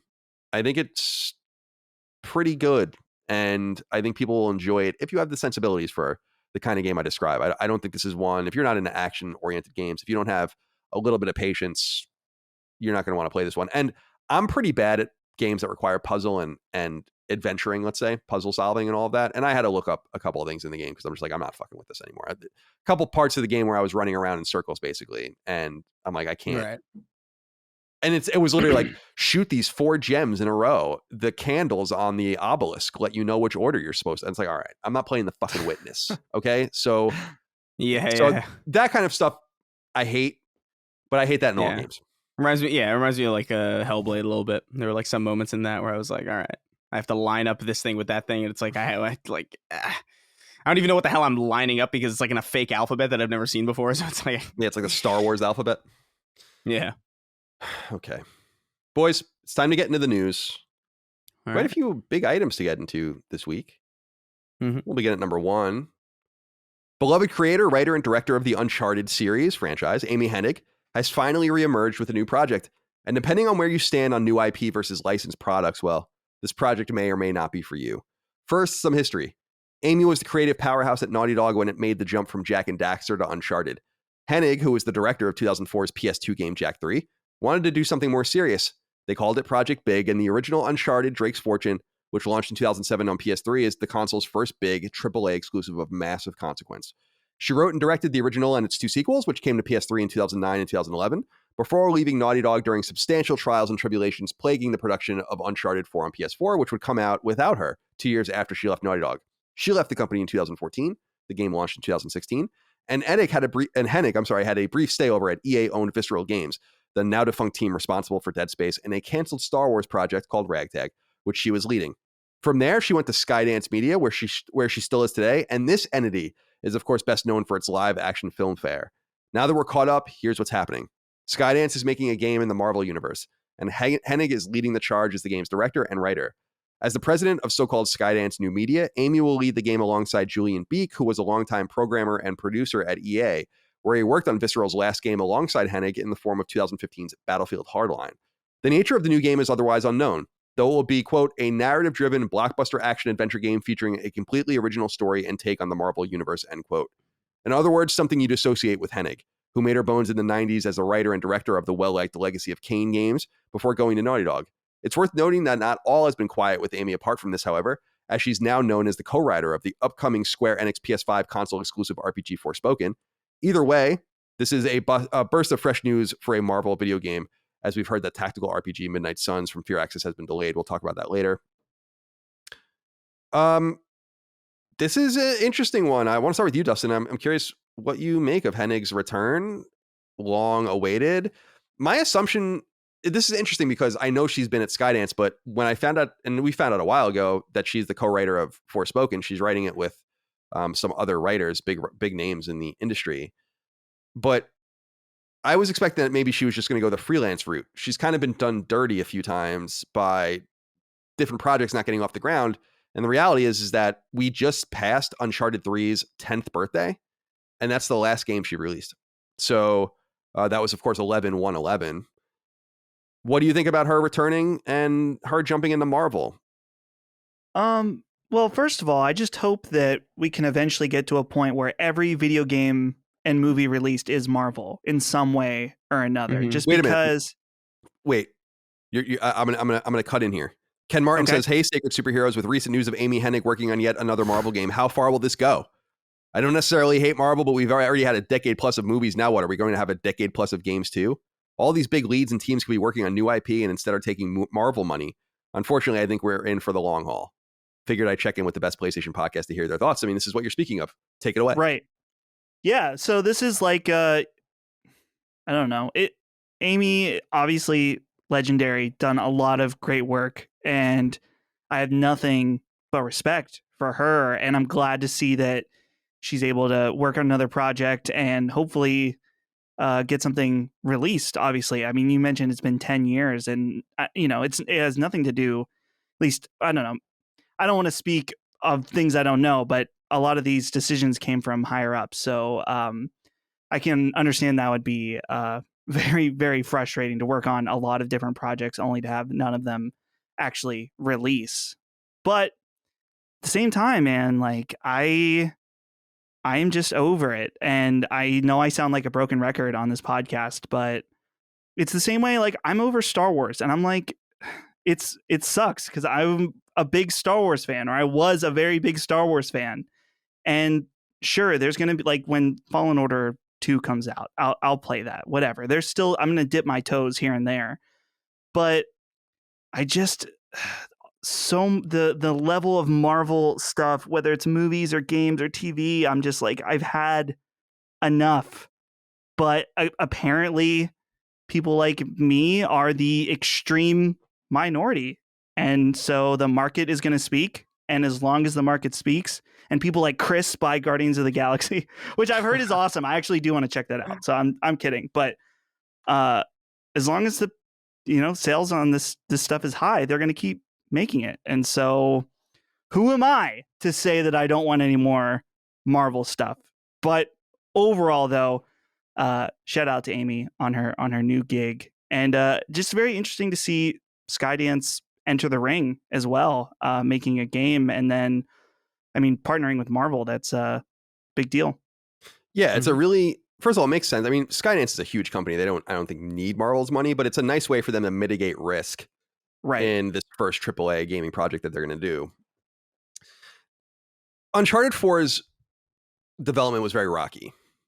We had a lot of really controversial reporting on it, as people might remember when I was at IGN. Now, I didn't lead the reporting. In fact, Mitch Dyer led the reporting. Mitch Dyer is better known today as one of the writers of Star Wars, ironically, the video games anyway. So I know kind of what was going on there, but I wasn't told a lot of that on the record. Needless to say, I feel like when she went to Visceral, that was really a shame, because that ragtag game, just that little shot we saw of the protagonist walking out of the home and leaning on, I was like, oh my God, it's this is the kind of Star Wars I want to see. And I think the only thing that I'm optimistic about with this Marvel stuff, again, I'm only now probing the MCU for the first time as a viewer with just a few movies so far. But if I'm looking well ahead, I mean, what I would want to see is just someone as clever as her and her spin on this universe that they've already built. In some way, it's harder for her to be able to walk in this and be able to do something because it's got to fit within these very neat confines. Very similar to her experience probably with Star Wars, which I'm sure was maybe not very pleasant, because I've heard from plenty of people that worked on Star Wars products that it fucking sucks. And and I would imagine the same thing is for Marvel, because they're both owned by the same entity. But Chris, I'm curious what you make of Hennig's move here, and are you getting tired of the Marvel? Again, it is ironic because we're talking about how good Guardians of the Galaxy is, and it is. But are we just? I really feel like there's such a thing as too much is a good thing, and I know I've been saying it too much of a good thing, and I know that I've been saying it a lot lately. But it's just so vital to remember in these times that when you take opportunities, it just means you can't take other ones. And Ken is totally right that this precludes people from like Firaxis is making a fucking Marvel game, right? I mean, like what? So I feel like it is too much, and will it ever crumble and die? Because I feel like my own sensibilities would have crushed this shit a long time ago, and in the crib basically, because it was so obvious what they were about to do. Yeah, man, I don't know. It's a little tricky because I don't know if Marvel necessarily means one thing. Like we had Spider-Man PS4, and that's a Marvel game. Miles Morales is also a Marvel game. I don't think anybody's really complaining about those, even people who were sick of, just seeing Marvel everywhere. I think what matters is that if we get Marvel stuff, it should be exceptional, and it should be, it should be worth having to revisit this IP and this universe to, experience something that is objectively, of high quality. And I think Guardians of the Galaxy is good not because it's a Marvel game, but because it's like a genuinely interestingly designed experience. I think like the fusion of like this Final Fantasy VII remake style like party system with third person action with like this third person shooter Uncharted vibe. That's not something I've played in anything before. Like I don't think I've played anything quite like Guardians of the Galaxy, like from a gameplay perspective. And the fact that it's rooted in a universe that I kind of understand, that's like a nice bonus, but it would still be like a really solid game regardless. And I think Spider-Man is that's kind of a little bit harder to divorce from the character because it's like the character is the move set, but I think the same thing would be true for a game that played exactly like Spider-Man that wasn't Marvel. Or, this Wolverine game by Insomniac. I don't think anybody doubts that that's going to be a great game. Whether Amy Hennig can really let her writing chops shine in an environment like that, where there seems to be a little bit more of a homogenization of tone, is an interesting question. But I wonder if that's more of a movie thing and less of a games thing. Because it feels like Wolverine is going to be way different than Spider-Man. So I don't know if we have that same fear of like the Kevin Feige, like Jon Favreau or like Joss Whedon style, like where it's like everything's got to be a quip, everything's got to be funny, everything's got to be like, everybody's got to have like quick witty dialogue. I don't think we're going to see the level of homogenization in the game space that we saw in the films. Like as fun as those movies are, like you can only see the same thing so many times before you're like, all right, I'm out. And I'm kind of sick of Marvel stuff. Like I saw Avengers Endgame and I was like, that was great. I'm done. I wipe my hands clean. I'll watch Spider-Man movies because I love Spider-Man, but that's about as far as I'll go. I heard this most recent thing, Eternals, was terrible. I've heard that. Yeah. So, who cares about that shit? But as long as we get games that are as interesting as Guardians of the Galaxy, and I think Amy Hennig is uniquely poised to give us something that is interesting and unique and cool. I'm not worried about this specifically, although there are other studios that you have to question, like, why are they making a Marvel game? Like what new thing could they really bring? Is a little weird, but I'm curious what they're gonna make, because it says it's a new take and a new story, but it's clearly going to be a license. So I was thinking maybe X-Men or something like that would be something that they could that would be cool. They could visit. That seems like although we have Wolverine, so like I wonder what that's like, whether that'll tie in at all. Yeah, who knows? I mean, they might be similar to Guardians of the Galaxy. That's just its own thing, and maybe they could do something with X-Men, because I feel like when I think I'm not a huge Marvel fan, but when I think of the properties that exist, it seems like they've mined. That's why we get to the Eternals and all this stupid shit, frankly. Yeah. Because a lot of this other stuff is just wrapped up in movie licensing rights with their rivals. And so that might not be the case with games. I don't know. I would prefer that we got more one-off, like, contained things. Like, I like the fact that Spider-Man is contained. I like the fact that, Guardians of the Galaxy, as far as I know so far, feels contained. It doesn't feel like I have to go through like other like hoops to kind of get insight on like what the hell's going on. I like that, and I hope that that's something that differentiates games from the movies, where like I don't think we need like an MCU in games. Like I don't think we need that. I think it's redundant. I think it's dumb. I think we've done it already. We already have like sequels upon sequels upon sequels upon sequels. We don't need this like this homogenized kind of like, oh, you have to play Spider-Man first and then you'll understand what's happening in Wolverine. I hate that. Fuck that. Me too. We don't need that in the game space. I hate it as well.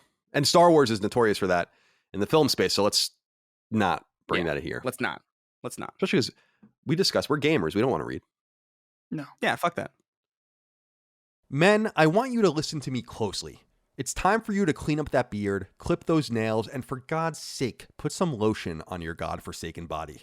As longtime listeners of Sacred Symbols know, the best way to do all of this is with my friends at Manscaped, who offer a variety of wonderful grooming items catered to men, and perhaps some burly women too, including buzzers, clippers, ointments, you name it, all of which can be found at manscaped.com, where you can get 20% off your order with free shipping by using the code SACRED. What I want to draw your attention to most of all is the Lawnmower 4.0 trimmer, the centerpiece of Manscaped's Epic Performance Package 4.0. The point of the lawnmower is simple. It allows we men to trim our sensitive areas without needing a tourniquet. No more razors and wishing and praying. The lawnmower is made to literally be used on your balls, on your grundle, and well, just about anywhere else. Frankly, I use it to trim and shape my beard, get rid of long underarm hair, and more.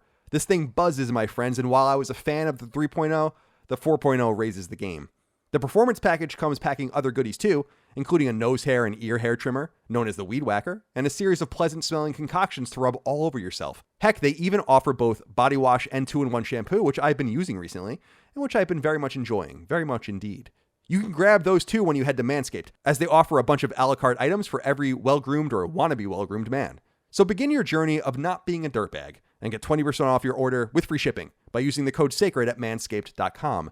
That's code SACRED at manscaped.com. That's 20% off with free shipping using the code SACRED at manscaped.com. Be thankful this holiday season for the best gift of all from Manscaped. Your balls will thank you. Number 2. Take-Two Interactive, the entity behind Rockstar, 2K Games, and other brands, has revealed the cancellation of a game, although it did so quietly in its recent financial reports, noting that it sunk just north of $50 million into the otherwise nondescript live service title. It seemed the story would end there, but it's not, because multiple stories from sources like Video Games Chronicle and Bloomberg outline a tortured game codenamed Volt, and under development at Take-Two owned team Hangar 13. That's worth going deeper into. If you recognize Hangar 13, it's because they were the studio behind Mafia 3, which launched on PlayStation 4 in 2016.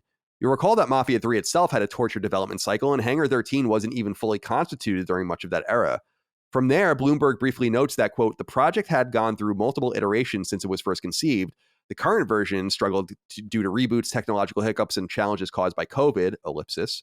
The game, which has been in development in various forms since 2017, was set to feature superheroes competing in online gameplay. It was set to be a new intellectual property for Hangar 13, but 2K executives didn't see it as a worthwhile investment because of the amount of time needed in development before it became a finished product, end quote. Video Games Chronicle sources described the game as, quote, Cthulhu meets Saints Row, end quote, and that it was, quote, an open-world sci-fi title with supernatural elements, end quote. An internal letter announcing the cancellation said in part, quote, we are confident that there are other opportunities for Hangar 13 employees to work on other games in development, both at H13 and across the label, end quote. A PR statement after the news broke indicates this from 2K's side too. It reads in part, quote, Hangar 13's leadership is working closely with 2K to ensure that Hangar 13's team members continue to do meaningful work, either as part of Hangar 13 or on one of our other development teams, end quote. We've long been curious what Hangar 13 has been doing. Mafia 4 seemed obvious to some people, but it was clear a while ago that they were not going to be able to make that game. I think largely because Mafia 3 was so expensive to make and didn't do extraordinarily well. So Hangar 13, located just north of San Francisco, moved on to something else. It's this project Volt. Dustin, I'm curious what you think of this cancellation. I think this is incredibly wise. And it, in fact, goes to show what we were just talking about earlier, that you need to identify the games not and you need to identify the studios that make the right games. You can't take the game and fit it into a studio culture. And Hangar 13 is not made to make this game. And it's no wonder that they were therefore you're asking these people to compete with Bungie. You're asking these people to compete with the guys that the fucking Chinese company that makes Genshin Impact, Miyoho, whatever it's called, right? You're asking them to enter the arena with Activision, with Infinity Ward. You're asking them to go up against Respawn. What are you doing? Insane. You know, it's like, so of course they're not going to succeed. Project Volt is not going to succeed when it has to compete against Borderlands, right? When it has to compete against, it's like, the fuck are you doing? It is astounding. I really don't understand. Like, I feel like there's something like really wrong when your average player could probably tell you what a bad idea is, but like people high up on like the decision-making chain at these developers, like, or at these publishers specifically, just can't identify that. Like, I don't understand how difficult it is to just have a person in the room that says, hey, maybe the guys who made Mafia 3 shouldn't go toe-to-toe with Bungie.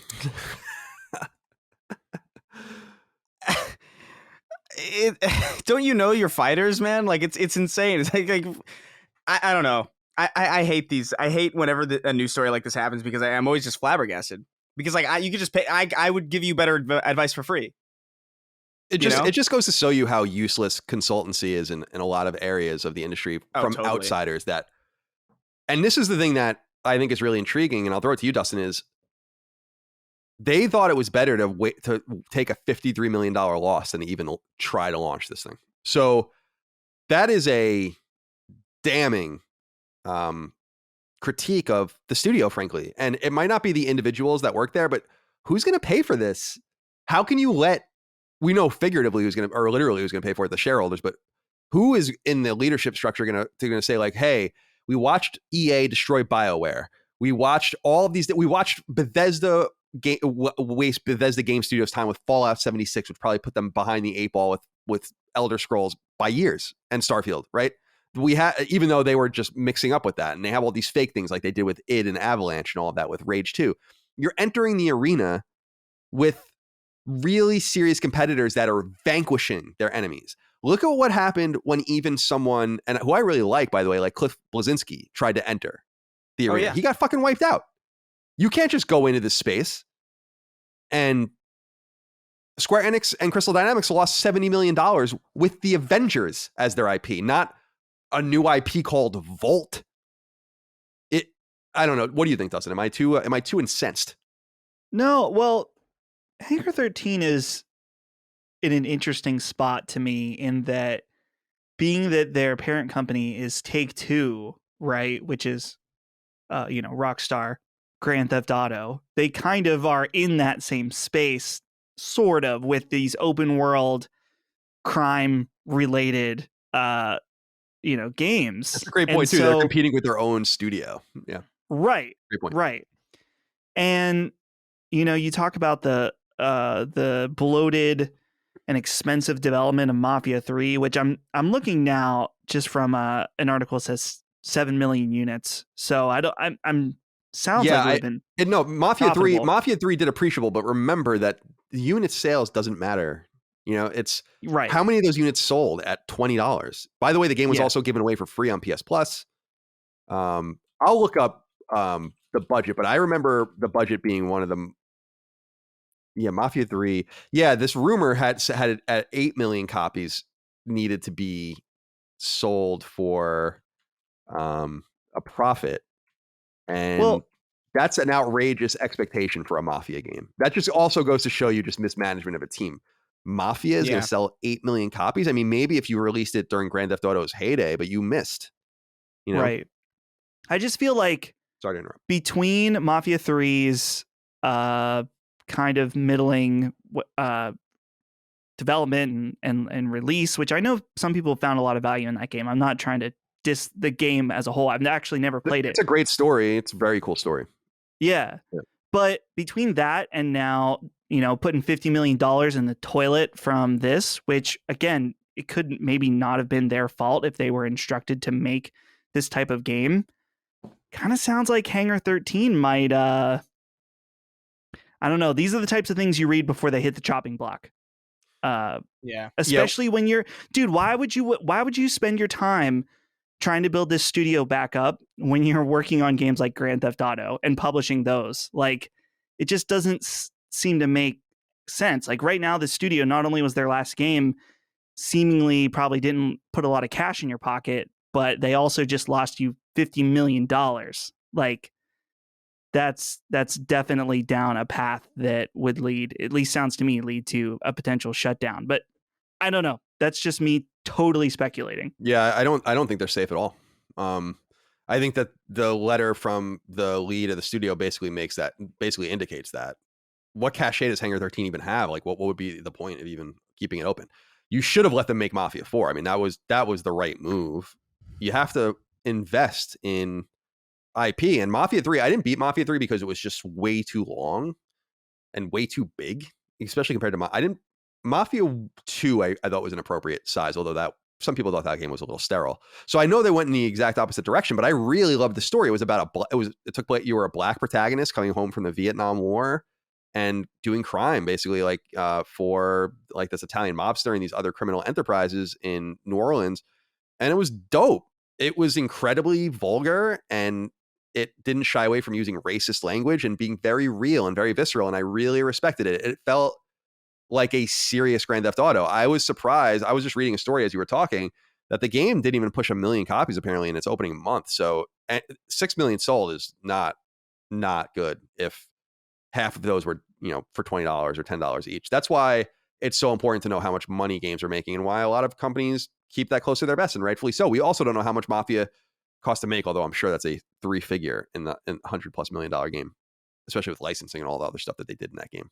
So we'll keep an eye out for what comes out of them next. But I agree with you. It seems like Hangar 13 is going to be distributed to others. And by the way, there are other 2K studios, including the guys that are doing BioShock, that they might be able to meld into. Maybe Hangar 13 becomes more of an EX development studio. I don't know.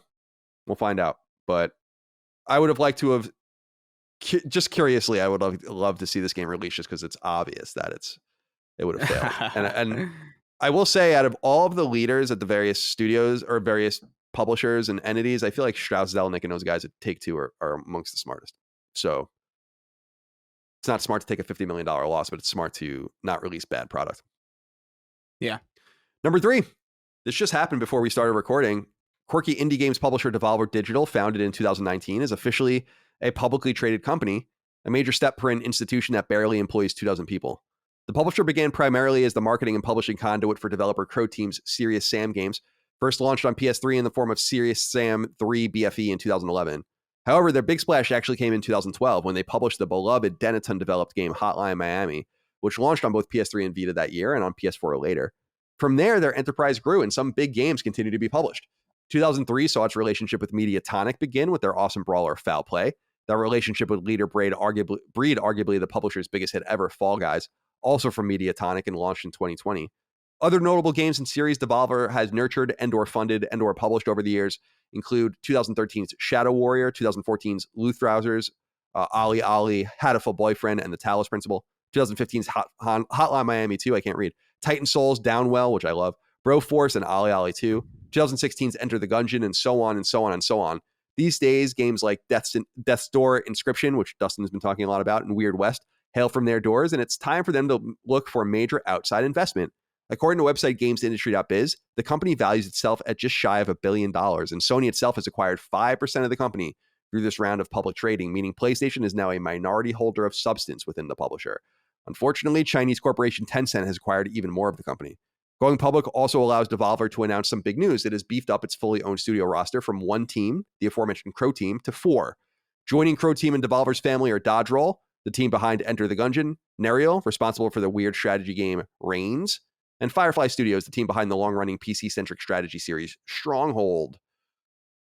Dustin, what do you make of this? Devolver Digital coming into their own. They are flush with money now, outside investment. I was reading that the founder of the studio retains almost, or the publisher retains 25% of the company, which is incredible. So he is a very rich man worth hundreds of millions of dollars now. So Right. what do you think? I have one correction to save you from the comments. I think you accidentally put a 1 because I think they were founded in 2009. Oh yeah, 2009. Yeah, no, 2019. you're right. You're totally right. Yeah, no. Yeah. So if you wrote the comment, delete it. Yeah, quirky indie games Now. publisher Devolver Digital, founded in 2009. You're right. That is Yeah. a type. So Thank you. yeah, take it easy out Take it there. easy. Stand down. Stand down. So yeah, this is what's really interesting just to me about this is that Devolver Digital is this, like we said, publisher of indie games, and they've always had that indie feel to them, just because that's what their products are. But now they have gone public, and so I don't know. I'm not going to try to talk about things I don't know exactly. In fact, this would be a good question for our friend Rick Hogue. But I would just be a little weary when you start to bring in investors that demand profits and want to see higher profits. And how does that start to affect your products in the end, right? Like, is it possible that I once heard Rick talk about this was years ago when I was listening to tons of games podcasts. He would write into Easy Allies and talk about fiduciary duty. Rick Hogue, yes, our boy. And so I just wonder what fiduciary duty is, to my understanding, the idea that a company is entitled to try to make as much, or often cases, entitled to make as much money as possible for their shareholders, right? So who's to say that, depending on how things go, that what it's like, oh, well, we can make a lot more money if this game has microtransactions in it, which is what you see a lot when it comes to these big publicly traded companies like NEA or Activision or whatever, is that it's like the shareholders are like, yeah, this makes money, put it in the game. So I don't know. Maybe with you said the owner having 25% of the stock, maybe that gives them a lot of leeway to kind of just do and continue business as they have. But I don't know. This is a strange thing for that to see them go public. I mean, congrats. I'm sure there's a lot of very wealthy people over at Devolver now, and it's awesome to see those studios get have a place. Like, I know that Firefly Studios, they're the team that made Stronghold. They've had what seems like from the outside a rough go of it with their games since Stronghold Crusader, really. And I've always wanted them to make like an awesome new Stronghold game. I knew they were working on a newer one a few years ago, but I don't remember what it's called. But I can't remember if it even came out. So that's shows something. But I hope that at least helps them to kind of like get the budget they need to maybe return to their former glory. Because Stronghold and Stronghold Crusader were some of my absolute favorite games growing up. But I don't know. Do you think I'm off base about this? Some weariness about going public? No, I don't. First of all, Metamorph might be the game you're talking about. Metamorph or Wonky Tower is another one. Space Colony. Firefly. Dungeon Hero was canceled. Yeah, so I'm just looking at their games. I don't know any of their games. Stronghold Warlords is their 2021 Stronghold game. I don't know if that's out. March 9, it says, on PC. Oh. So are you right? Yeah, you're definitely right. People don't invest in companies to not make money on those investments. The idea is to there's no right or wrong way to make money per se. But the right way to do it is to let the company do what it does. Just let it do what it does. It finds these games, it finds these partners. It's now beefing up.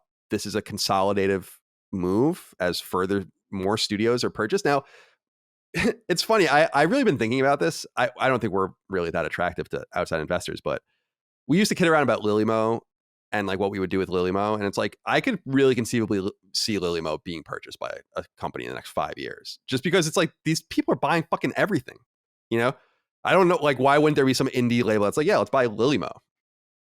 So it's just like, wow, these studios that why are these interesting to you? I don't know, but, not you, the general audience, and also to the people that are buying them. But I think you're absolutely right. You got to be scared of that. And I think there's some good news in the founder retaining a quarter control, though that's not total control, and that some other big companies are buying shares too, although Tencent is at 8%. Chris, what do you make of this? Do you have anything to say about Devolver going public? I think I have the same weariness. You know, I always get concerned when a lot of money goes into a studio or goes into a conglomerate of studios that just sort of like just wants to make a lot of money, which is like presumably the only reason why people invest in things to begin with. So I wouldn't be surprised to see a Hotline Miami battle royale or some nonsense in the near future. But wow, you guys are we'll see. Hey man, look, I'm just going by like how things are going. Yeah, I totally appreciate your candor. I think there's a lot to be said about that. Yeah, I don't even think that's unlikely, by the way. We'll see. A publicly there's massive constraints on a publicly traded company to earn that private companies don't. Private companies have to earn too to keep solvent, but they don't have anyone to really fulfill outside of their walls. So it is a dangerous game. But nonetheless, we do congratulate all involved, including PlayStation, which now owns 1/20th of Devolver Digital. Which means, of course, all those games will inevitably come to PlayStation. Not that they didn't before. Yeah. Number 4. This is an interesting one. If you've never heard of the game Honor of Kings, it may be time to familiarize yourself. It is a mega popular Chinese MOBA that Tencent and developer Teamy Studio made as a direct competitor to Riot Games' League of Legends. It's only available on phones in China at the current time, but is by some metrics the most popular video game in the world, full stop, and one of the most profitable by any metric. More than 100 million people a day play it. And now it looks like Honor of Kings is readying its AAA console debut if a new trailer announcing a game called Honor of Kings World is any indication. Now, no platforms have been revealed, but his website Push Square notes, a game with the production value of this trailer is almost certainly going to be on PS5, particularly because it looks primed to compete with the likes of Genshin Impact, which has similarly found massive success on PlayStation.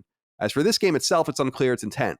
Push Square notes that it appears to be a spin-off, perhaps inspired by Monster Hunter, but without a presence outside of China. It appears that by replicating Genshin Impact in style and delivery, they can mimic fellow Chinese developer miHoYo's Western success. However, as we wait for details about the game itself, we must also delve into reality. Tencent is a well-worn topic on this podcast, and so we won't go there today. Instead, let's note that Chinese writer Liu Xijin will be leading the game's lore, characters, and more. Xijin has tacitly expressed approval of the communist Chinese government's imprisonment of Muslim Uyghurs, in the western end of the country. He said in part, quote, "Would you rather that they be hacking away at bodies at train stations and schools in terrorist attacks," end quote. So, just wanted to throw this out there because I don't know if you guys watched the trailer. I did. It's a pretty tantalizing looking game that I understand is aiming for this audience that I know exists, although I'm not a part of, which is that it's the same people that make Genshin so popular. Dustin, I'm curious with your weebish sensibilities, as we've discussed earlier, what you make of this migration of this very popular Honor of Kings game to the West, likely through this world AAA console game. Yeah, I feel like trying to mimic Monster Hunter World in a more games as a service fashion, a free-to-play fashion, makes tons of sense. In fact, there was is it called Dauntless or something? There was a game that recently tried to do that, but kind of came and went. So to me, honestly, I'm surprised, whether it's from the West or from China or whatever, that more companies haven't tried to do something like this. It's unfortunate, the situation. I'm watching the trailer again now. I watched it earlier today, and this game, looks gorgeous. This is an absolute, phenomenal looking game, to the point where what I'm looking at says it's official Unreal Engine gameplay, but this looks pre-rendered. It could be. It could be with a company of this much money. That's Unreal 5 probably, and it wouldn't surprise me if if the engine works with that kind of power. People are still working with Unreal 4.x mostly, so, and even 3. A lot of games run on Unreal 3 still. So, right, not usually console games, but older PC. Clearly, though, there's gonna be more and more people. We've seen the chase of games as a service throughout the years over and over, but you specifically bring up Genshin Impact, which that game surprised me in that I when I previewed that game, I was like, this is probably gonna have a decent fan base. It'll catch the weebs and it'll catch the fans of Breath of the Wild, and it'll definitely have its own community. But then it became like huge, like just this, dominating force. You see stuff trending on Twitter regularly when there's new drops for this game. And so I guess I should have expected other companies to jump in from China, and this is just the result. What do you think, Chris? Are you interested to see more out of this game? I'm morbidly curious just because of the sheer popularity of this license in China, which, as I understand, is based on some sort of mythology in China, which I think Genshin Impact is as well.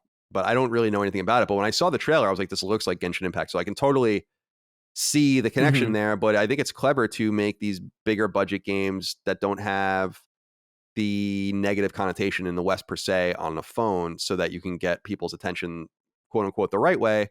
And it's worth noting, I didn't know this actually, Genshin Impact is a PlayStation exclusive on console, and it's murdering there. So I imagine that they're looking to replicate this. Yeah. No, I mean, I'm not necessarily surprised that we're starting to see more of these, more of these games kind of like dabble in this genre. I will say I don't think this is gameplay. I think this is pretty rendered. I think it is gameplay, but I think it's been like rendered. I think it's been like post-processed and all sorts of things, because like there's like a particular shot that I think gives it away, like towards like the middle of the trailer, where like they're fighting the monster and then like the camera zooms away, and it's like that was a little too smooth for like actual gameplay. Like there's no way it's that smooth. But I mean, these games that are coming out of China look amazing. Like what was that one that was based on Journey to the West? That we saw like sometime earlier this year. You know what I'm talking about, right? You guys remember what we're talking about? Oh, like, Wukong. Wukong. Yeah. Right. That was another one where I was like, that looks incredible, and it's like, I don't know. I guess you get like really good production values when you don't have to consider, basic human rights. Yeah, but like I think it'll be interesting to see. It'll be interesting to see what like how this launches, because I have never heard of this, but the fact that it's as big as it is surely going to be a draw. It's surely going to make at least some kind of splash, over here. Right. Whether or not that will be on the same level of Genshin Impact, it remains to be seen, but it's unfortunate that the people involved are the people involved. Yeah, in some way, it's. I'll just say that. The same with Wukong and other stuff, where it's like this will be. It reminds me a little bit of the Soviet Union, where you'd hear stories in the 70s and 80s of people like importing cassette tapes and hearing music, rock music, and all this kind of stuff. Not to belabor it, but cultural exchange is a good way to break places open, and for us to also understand how they function as well. And right. So I want to see more Chinese games come over. I just don't want them made in the fashion that appeases them. Like, who cares if our games are played there? If they want to release their games here, I don't think that's a problem at all. But we shouldn't appease, Chinese censors and all of that to get our games there. But if people want to read about this game, Honor of Kings, not this world game, but just the game itself, it's really interesting. Apparently, they had a massive dispute with Riot over League of Legends, and apparently their game came from this legal dispute that they had where they were making a game, and I think the game was originally called the League of Kings, and they got sued out of using that name, and that's where Honor of Kings comes from. And so they kind of like ended up eating Riot's lunch and ended up quietly becoming this massive behemoth, and is apparently the major company responsible in China for them coming down as a government on gaming, because these games are apparently so addictive. So we'll see. Number 5. Yes, we're on the brink of this year's all new Call of Duty release, the World War II themed Vanguard from Activision-owned developer Sledgehammer, who was previously responsible for 2017's Call of Duty World War II and 2014's Advanced Warfare. But it should be no surprise that we're already moving focus to rumors of next year's game. These rumors come from trusted website Video Games Chronicle, which has quite a bit to say. For starters, Infinity Ward is leading development, the studio responsible for the original Call of Duty in 2003, as well as its 2005 sequel, 2007's Modern Warfare, 2009's Modern Warfare 2, 2011's Modern Warfare 3, 2013's Ghost, 2016's Infinite Warfare, and the aforementioned 2019 Modern Warfare.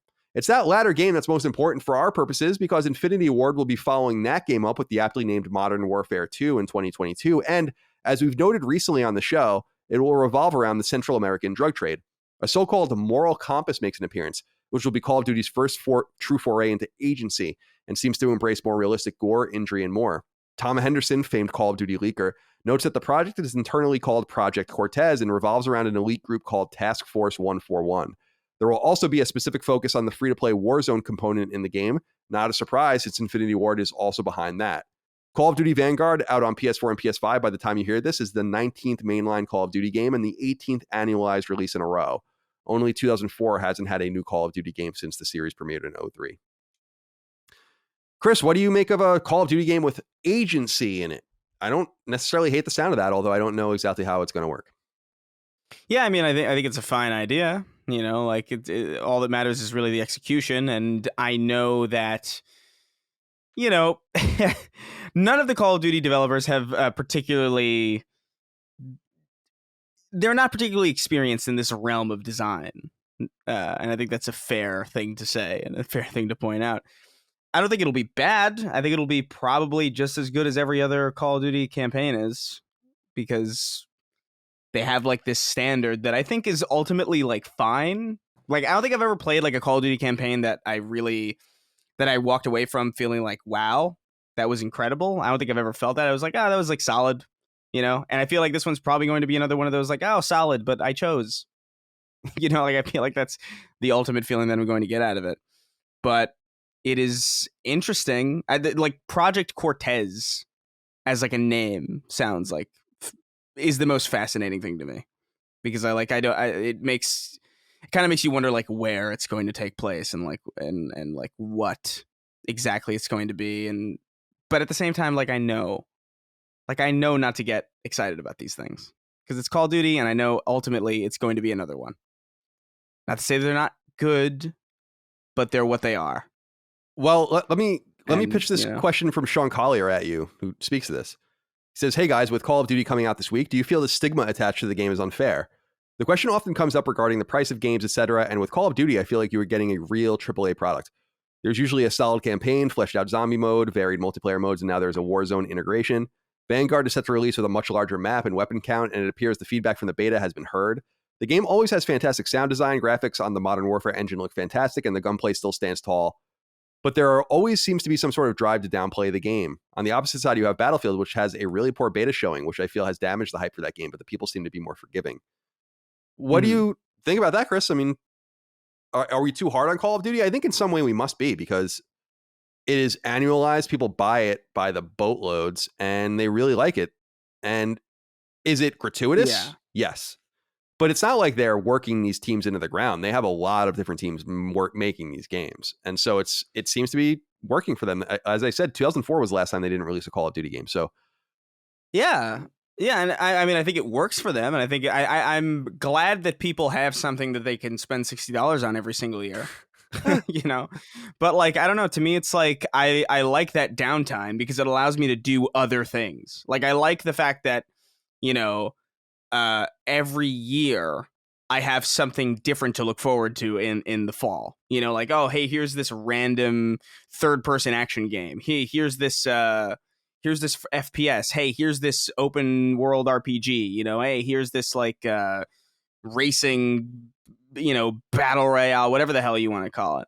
But when you get Call of Duty year in and year out, and it's the same production values, and it's not even that the production values are bad. It just becomes I liken it kind of like to Michael Bay, where it's you sit through a Michael Bay movie and you're look at all these explosions and look at all the excitement. And it's it's so many explosions and so much visual complexity and so much noise that the exciting nature of it becomes the baseline for it, and it becomes unimpressive.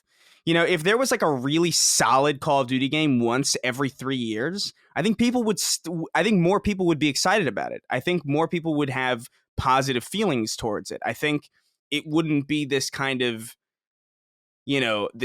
clown in the industry that just sort of shows up to the party every single year wearing a slightly different fucking costume. And it's oh, hey, that's a really good clown, I guess. But it's the same fucking clown. I don't know. I'm just tired. I played the Vanguard beta for a little bit. I thought it wasn't particularly interesting, but I didn't notice it being particularly worse than any other Call of Duty game that I played. It felt like a Call of Duty game. And I'm just staggered that people keep buying it, but at the same time, I think people keep buying it because there's one every year. I think it's a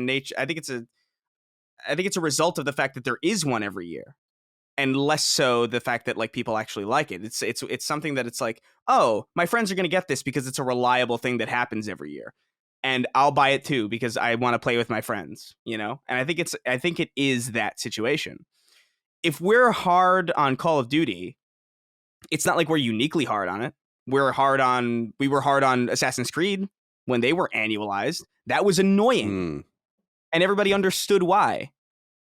But for some reason, like, I think because Call of Duty is so big, people can't understand, like, oh, well, why is there a problem? And it's like, it's not there's a problem.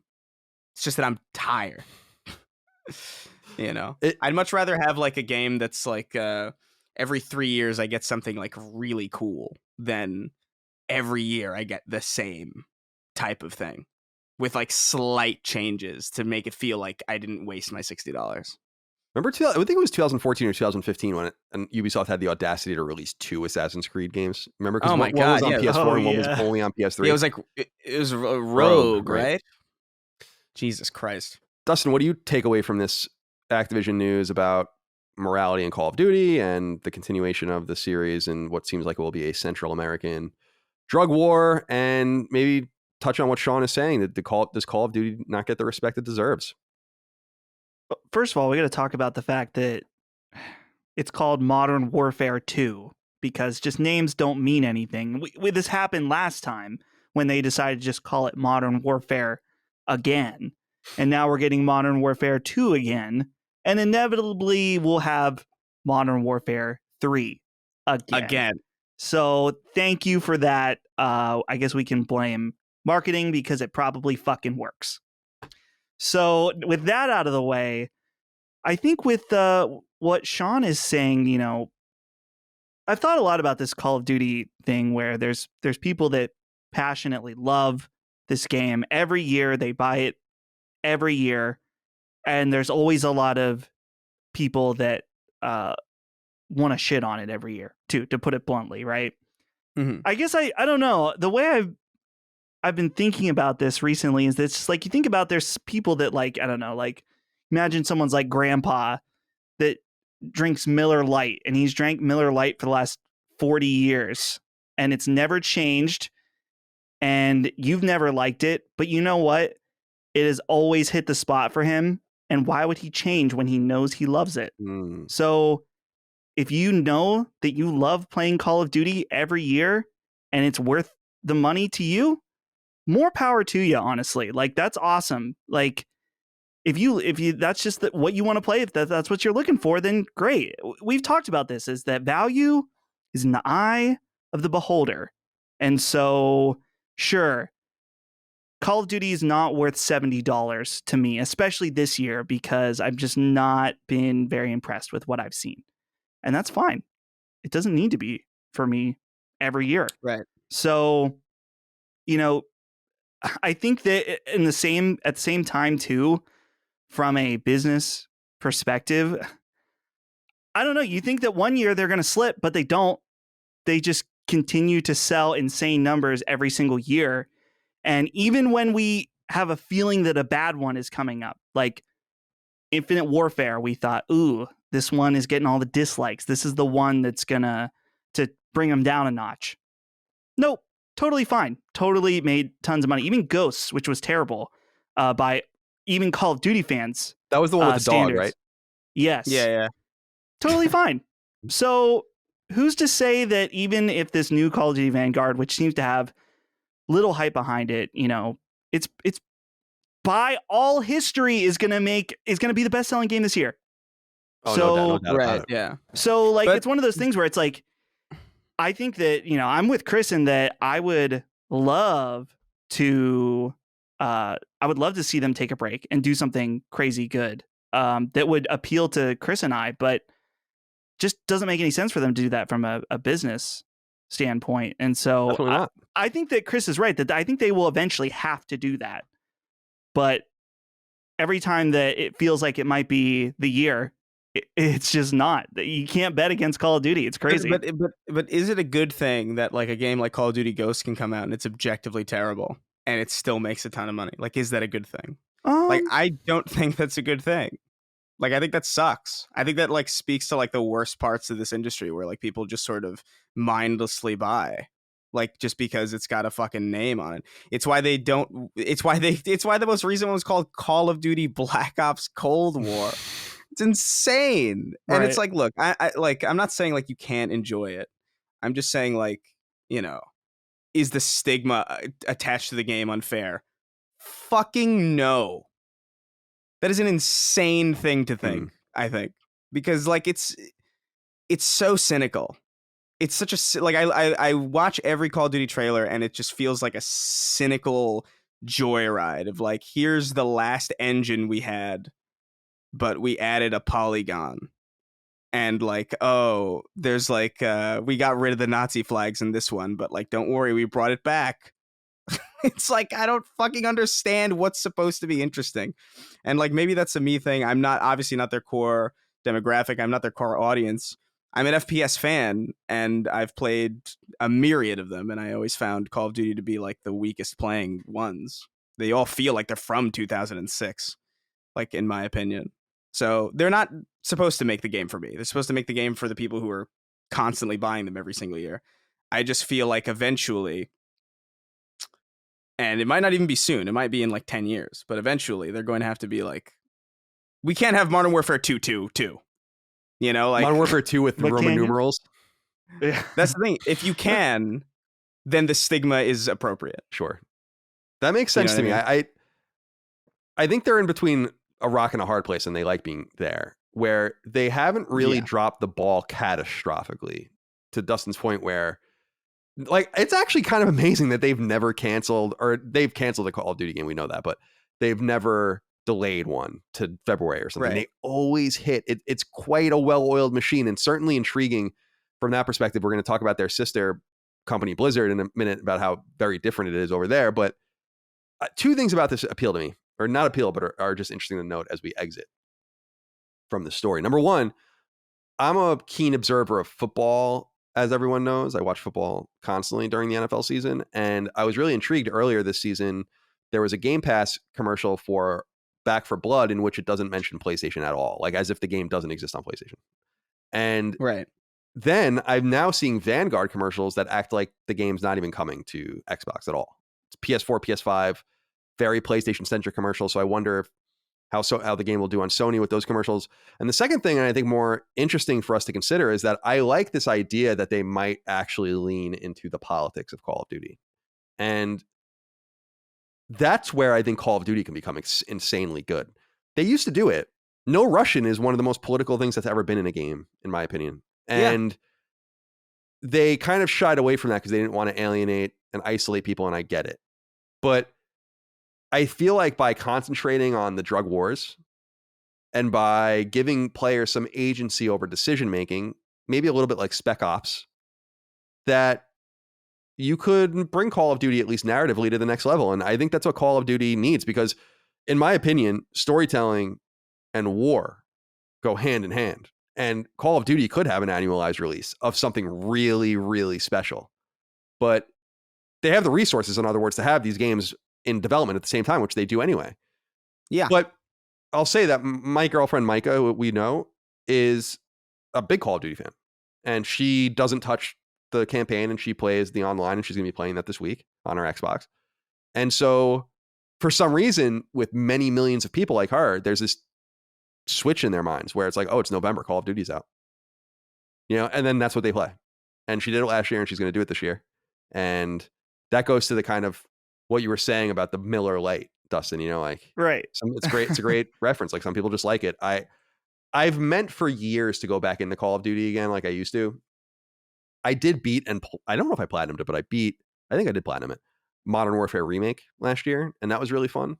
But wait, the remake or the new Modern Warfare? No, the remake of the original Modern Warfare.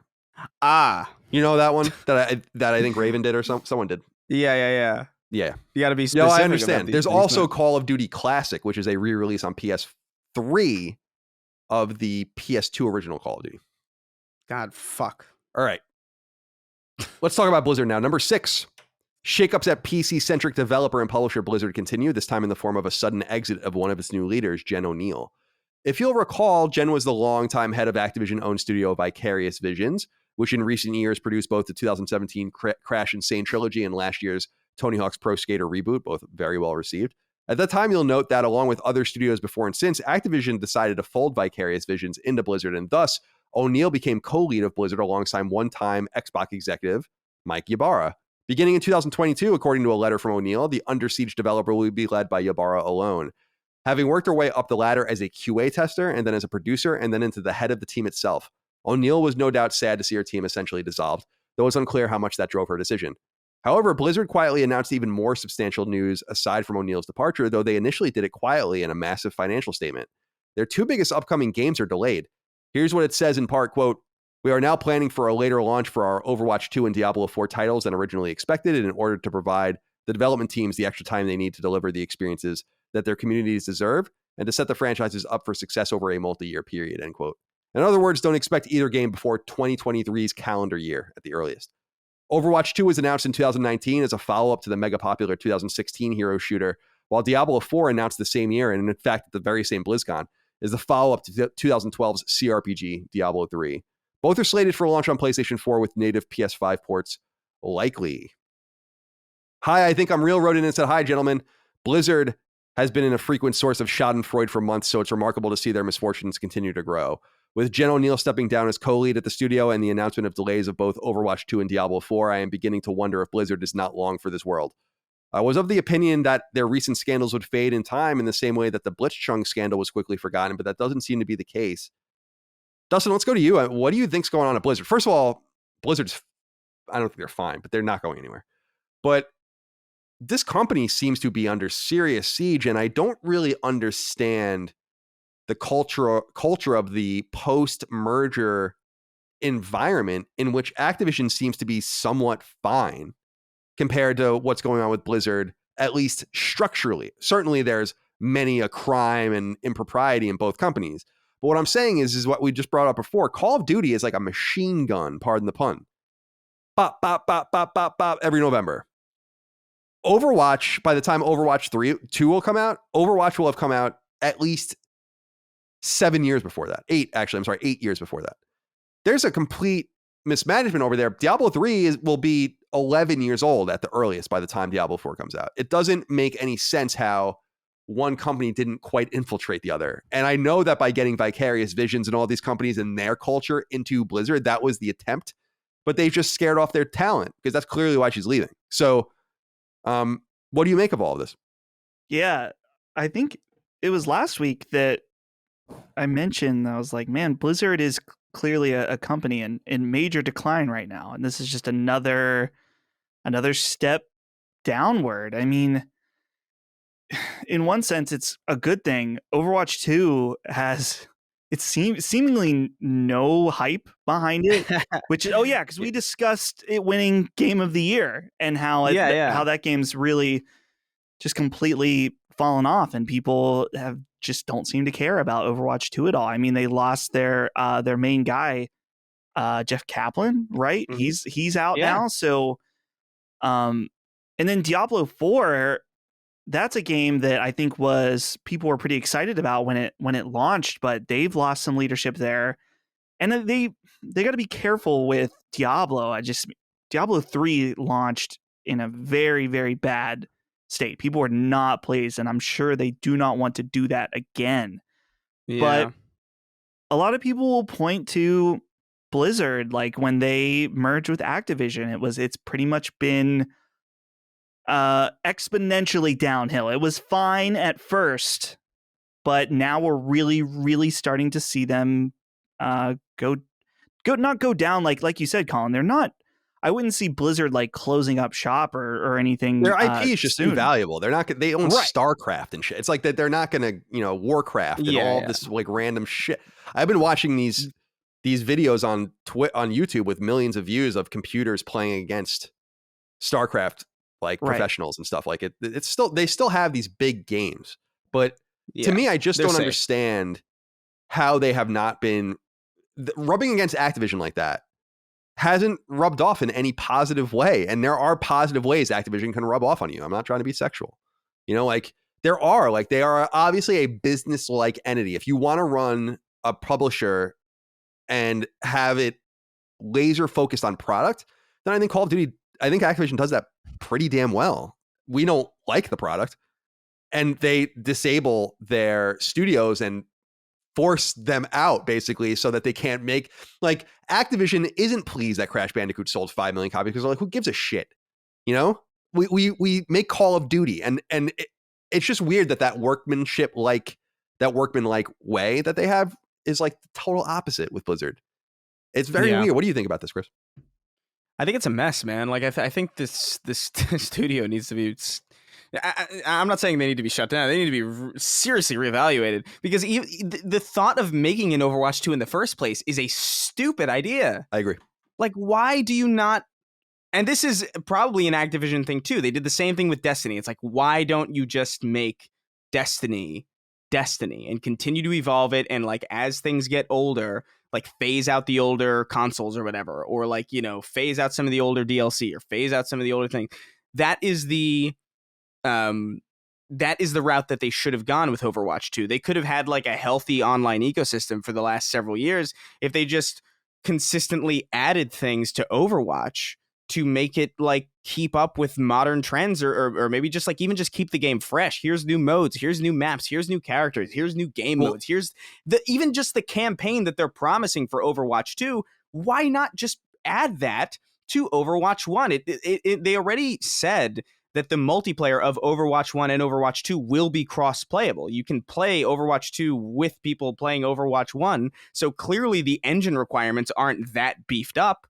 So, like, what are you doing? This is such a massively mismanaged product. Overwatch 2 is going to come out 7 years minimum after the first game. Well, after all of the hype is gone. Let me get this letter in, because this speaks to what you're talking about, and you can speak to this further. Benjamin Lippert wrote in and said, "Hey, CDC. This might be kind of long, but as a longtime fan of Overwatch and Overwatch League, I wanted to provide some perspective and details about the recent Overwatch 2 not until 2023 news. Here are some pretty sad facts about the game, a game that I used to love but has been pushing me away. The last real content update we got was April of 2020 when Echo was released. 2 of the more recent maps that came out, Paris and Moonbase, are considered broken and removed from competitive play and haven't been fixed in years. They moved all their resources to Overwatch 2, but this news means that if the game comes out in 2023, it will be over 3 years at least with no new content. Overwatch League 2022 season is going to be played on a beta version of Overwatch 2, a game no one will be able to play and isn't finished. I could go on, but I think this proves my point. The decision to make Overwatch 2 is an unnecessary move that just feels like a money grab, and now I feel like they are stuck with their decision, even though a lot of the higher-ups overseeing the project aren't there anymore. Do you think they can walk back from the mistake of Overwatch 2, or are they stuck making this game? I played since launch, and it's sad to see what is happening in this game. Just join the Patreon and love the content. Keep up the great work." Thank you, Benjamin. This is what you're saying, Chris, and I want to go back to you on this, because the question is, can they walk it back? And I my answer is maybe. I mean, like, maybe you can. Maybe you can walk it back. I don't know exactly how you would do it, because I agree with you with Overwatch, with Destiny. These games were released at that cusp where it wasn't quite clear that you wanted to make your game a platform. Like, you can see the influence of Activision saying, no, make a sequel. Like, that's our instinct. And in some way, this is how they rubbed off poorly on Blizzard, because Overwatch 2 certainly came from that mantra, as opposed to stuff like Warcraft, which they've left alone, like mainline Warcraft games, or StarCraft, which hasn't had a new game in years. So no, exactly. Yeah, so go on. Like, if Overwatch existed independently of Activision, it would still be getting support, I think. Like, I firmly believe that. Like, I think that's just the way that Blizzard handles things. Like, obviously, there are certain games that, like, warrant sequels, like Diablo and, like, all these other games that, like, have traditionally just had these, like, follow-ups. But there's a game like Overwatch, and that's so clearly... It's almost tailor-made for, like, a live service style update model. Like, everything about it screams... consistent updates for years. Like, it just feels like that kind of game. So the fact that they just decided to do a sequel because it was just like an Activision mandated thing, and I don't know if that's true, but I would have to imagine it is. Like, I can't think of any, and I think the biggest evidence to that is Destiny. Like, the fact that we did get a Destiny 2, and the second they left Activision, they were like, nah, we're keeping Destiny 2 activated for like several more years. And that's worked out fantastically for Bungie. Granted, Bungie's been making a lot of like little missteps recently. Like, they're like doing this like weird pay model. It's not great over there, but it's certainly better than it would have been if there was like they had to do like a Destiny 3 and get all of those players over to a new game again, and like, you know, have to do the same, like here's a content drop in fall, here's a content drop in spring, and then a big expansion. No, like they went with the seasonal model. They understood that they had a platform that was popular, and now I see Destiny 2 trending way more often on Twitter than I see Overwatch trending, because Overwatch has no support. And people are excited about Witch Queen. Like, it's on the PlayStation Store right now, like, and it's staring at me, and I'm excited. And there was a time where I liked Overwatch. Like, I thought it was fun. I played it with like Sweeney and like some other people. It's like, it was a fun game. I had my time with Farah, you know, and it was fun. We had a time. But like, this is just such a mistake, man. Like, it's a shame. Like, I do think that this delay is probably a delay to kind of reevaluate certain things. And I do wonder if they are thinking about maybe just doing away with Overwatch 2 entirely and maybe like trying to find some way to fold those updates into the game. But I think, honestly, at this point, it's kind of too late. I feel like you almost got to like just jump all in with this Overwatch 2 and actually make it like something worth the wait in the first place. Because now it's going to feel like if you update it now, it's going to be like you left us hanging for like a year and a half with like no updates promising this thing. And now that's not going to happen, and it's almost going to feel like less of an update in a weird way. Yeah, I agree. It sucks. They're not in a good spot, but they chose to be there. So like, I don't know what to say about it. You know, you fucked up. I agree with that, Dustin. Before we move on, I'm curious. Do you think they can walk this back and somehow undo this game?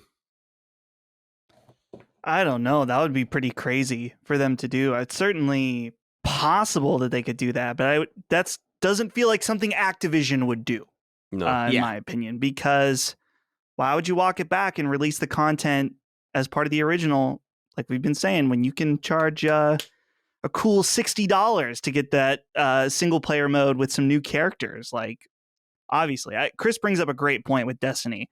Look at how Bungie has spoke about Destiny post their divorce. And that's all you need to know, right? Where they were clearly made some very, not direct, but might as well have been direct comments about how they felt about, like Chris said, doing Destiny 2. And that's exactly what seems to be the situation here, is that it's like, why would you continue to support the same game and just make money off microtransactions when you could release another game and make money off that and do microtransactions again? So it's very back to the money, guys. I think you're right. You know, we'll see. We'll keep an eye out for all this. No people are excited, especially for Diablo 4, but and COVID, of course, was a disruptor as well, as they say. For sure. Number 7. Months ago, we reported that PlayStation 4 had an unusual problem that, if left unaddressed by firmware, could mean doom for all PS4 units in the future should PSN go down. This was an unlikely scenario, but it was still something that Sony needed to tackle by dealing specifically with PS4's so-called CMOS, or complementary metal oxide semiconductor. CMOS runs on a battery, and that battery, while long-lasting, can eventually die. If that happens and you don't have access to PSN, your PS4 simply won't work anymore because it can no longer verify games and licenses. Anyway, Sony nipped this in the bud with firmware, which then brought our eyes to PS5. Believe it or not, PlayStation 5 could suffer from the same issue. As explained by website Video Games Chronicle in part, quote, the CMOS battery powers PlayStation console's internal clock, and when players try to start a game on the console, it will compare the internal clock with the date and time on a remote server to make sure the player is verified to play them. If the battery is removed or dies, the console will ask players to manually enter the date and time when it boots, and then attempts to sync the date and time on a line. However, previously, when the PlayStation Network was experiencing server issues and the console couldn't connect to it, no games would be playable. This previously meant that there was a risk that should Sony ever close the PlayStation Network in the future, and given that the CMOS batteries will naturally die over time, it would theoretically lead to consoles eventually being unable to play games, end quote. This fix was discovered, however, it's nowhere in Sony's patch notes, so it's unclear when it was fixed. But if you were worried, both PS4's and PS5's CMOS or CMOS issues are no more. This was a big deal, Dustin, with people. We didn't cover it when PS4 was undergoing this issue because I was like, this is outrageous, in my opinion. Like, this is not going to happen. And I'm curious if you think it's a big deal at all, or something that people just not have to worry about anymore. It reminds me a lot of like just these small, like Linux support on PS3 or printer support on PS3, stuff like that was basically phased out, where it's like, who cares about this stuff? I feel like it's a little different than that, though, just because it has to do with the preservation of not only the games, but the console itself, just in that, I don't know, you don't think about what the console will be like in 30 years when it's considered retro or whatever. But it would be really unfortunate if we had these PS5s and we have no idea what could happen. Like, it seems like we've moved into a universal PlayStation store that's not going down at any time soon, but who knows? And I mean, that's one of the reasons why I've been an advocate for continuing to release physical discs, just because, I don't know, there could be a reality where there is no PlayStation store, or that there's no PlayStation anymore. So why would the servers be up? And so in certain scenarios, the instances of these games will live on in discs or whatever. And it's, again, very, very unlikely. But I think it's an important thing to consider, that it's like, hey, if you can fix this thing with this stupid battery in it, so this doesn't in the small chance this doesn't happen, then they should do it. And it seems like they did do that. And it's like one of those things. It's like, small fix. It doesn't matter to 99%, more than 99% of PlayStation players. But I think it was an important fix to make for the idea and the conservation efforts of their platform and their games. Chris, do you have anything to add? Yeah, I think I agree. I think making sure that not even just that the console is preserved, but the fact that your library is preserved as well, I think is like a very important thing to ensure. The last thing you want to do is like, oh, hey, I bought like like $5,000 worth of video games and I have them all stored on this console, and then the stupid battery breaks. And then you just can't play any of them, and you're like, oh shit, what the fuck? Like, what do you do at that point? I guess like my thing is, like, if the PlayStation Network itself goes down, right? That to me, it's like, that means there's something like way big happening, and I probably shouldn't be worried about video games. That's like what I'm thinking.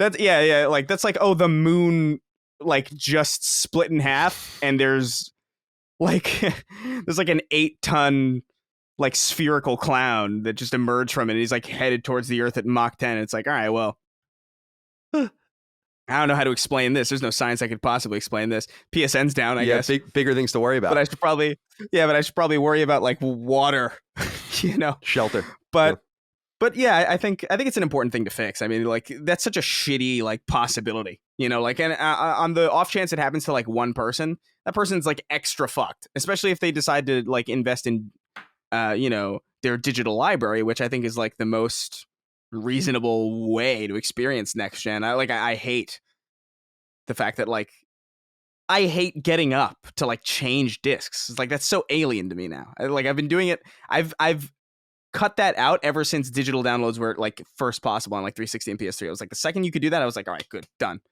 Never doing that again. Never getting up to swap discs in my life. Oh yeah, me neither. I don't even have a disc for PS5. By the way, more than 2/3 of sales now are digital, so it's happening. Yeah, it's happening, and right, but you don't want people to be punished for doing that. Like, that's a lot of trust that the consumer is giving to the platform, and for the platform to have this like major issue that only affects like, however many people, that's still a big deal, especially for those people. Yeah, I'm thinking that like this affects all games too, as long, like, I don't think the PS4 will even let you play disc games either, or the PS5. Yeah, because it's got to verify the license. Right. So it's tough. So it's extra fun.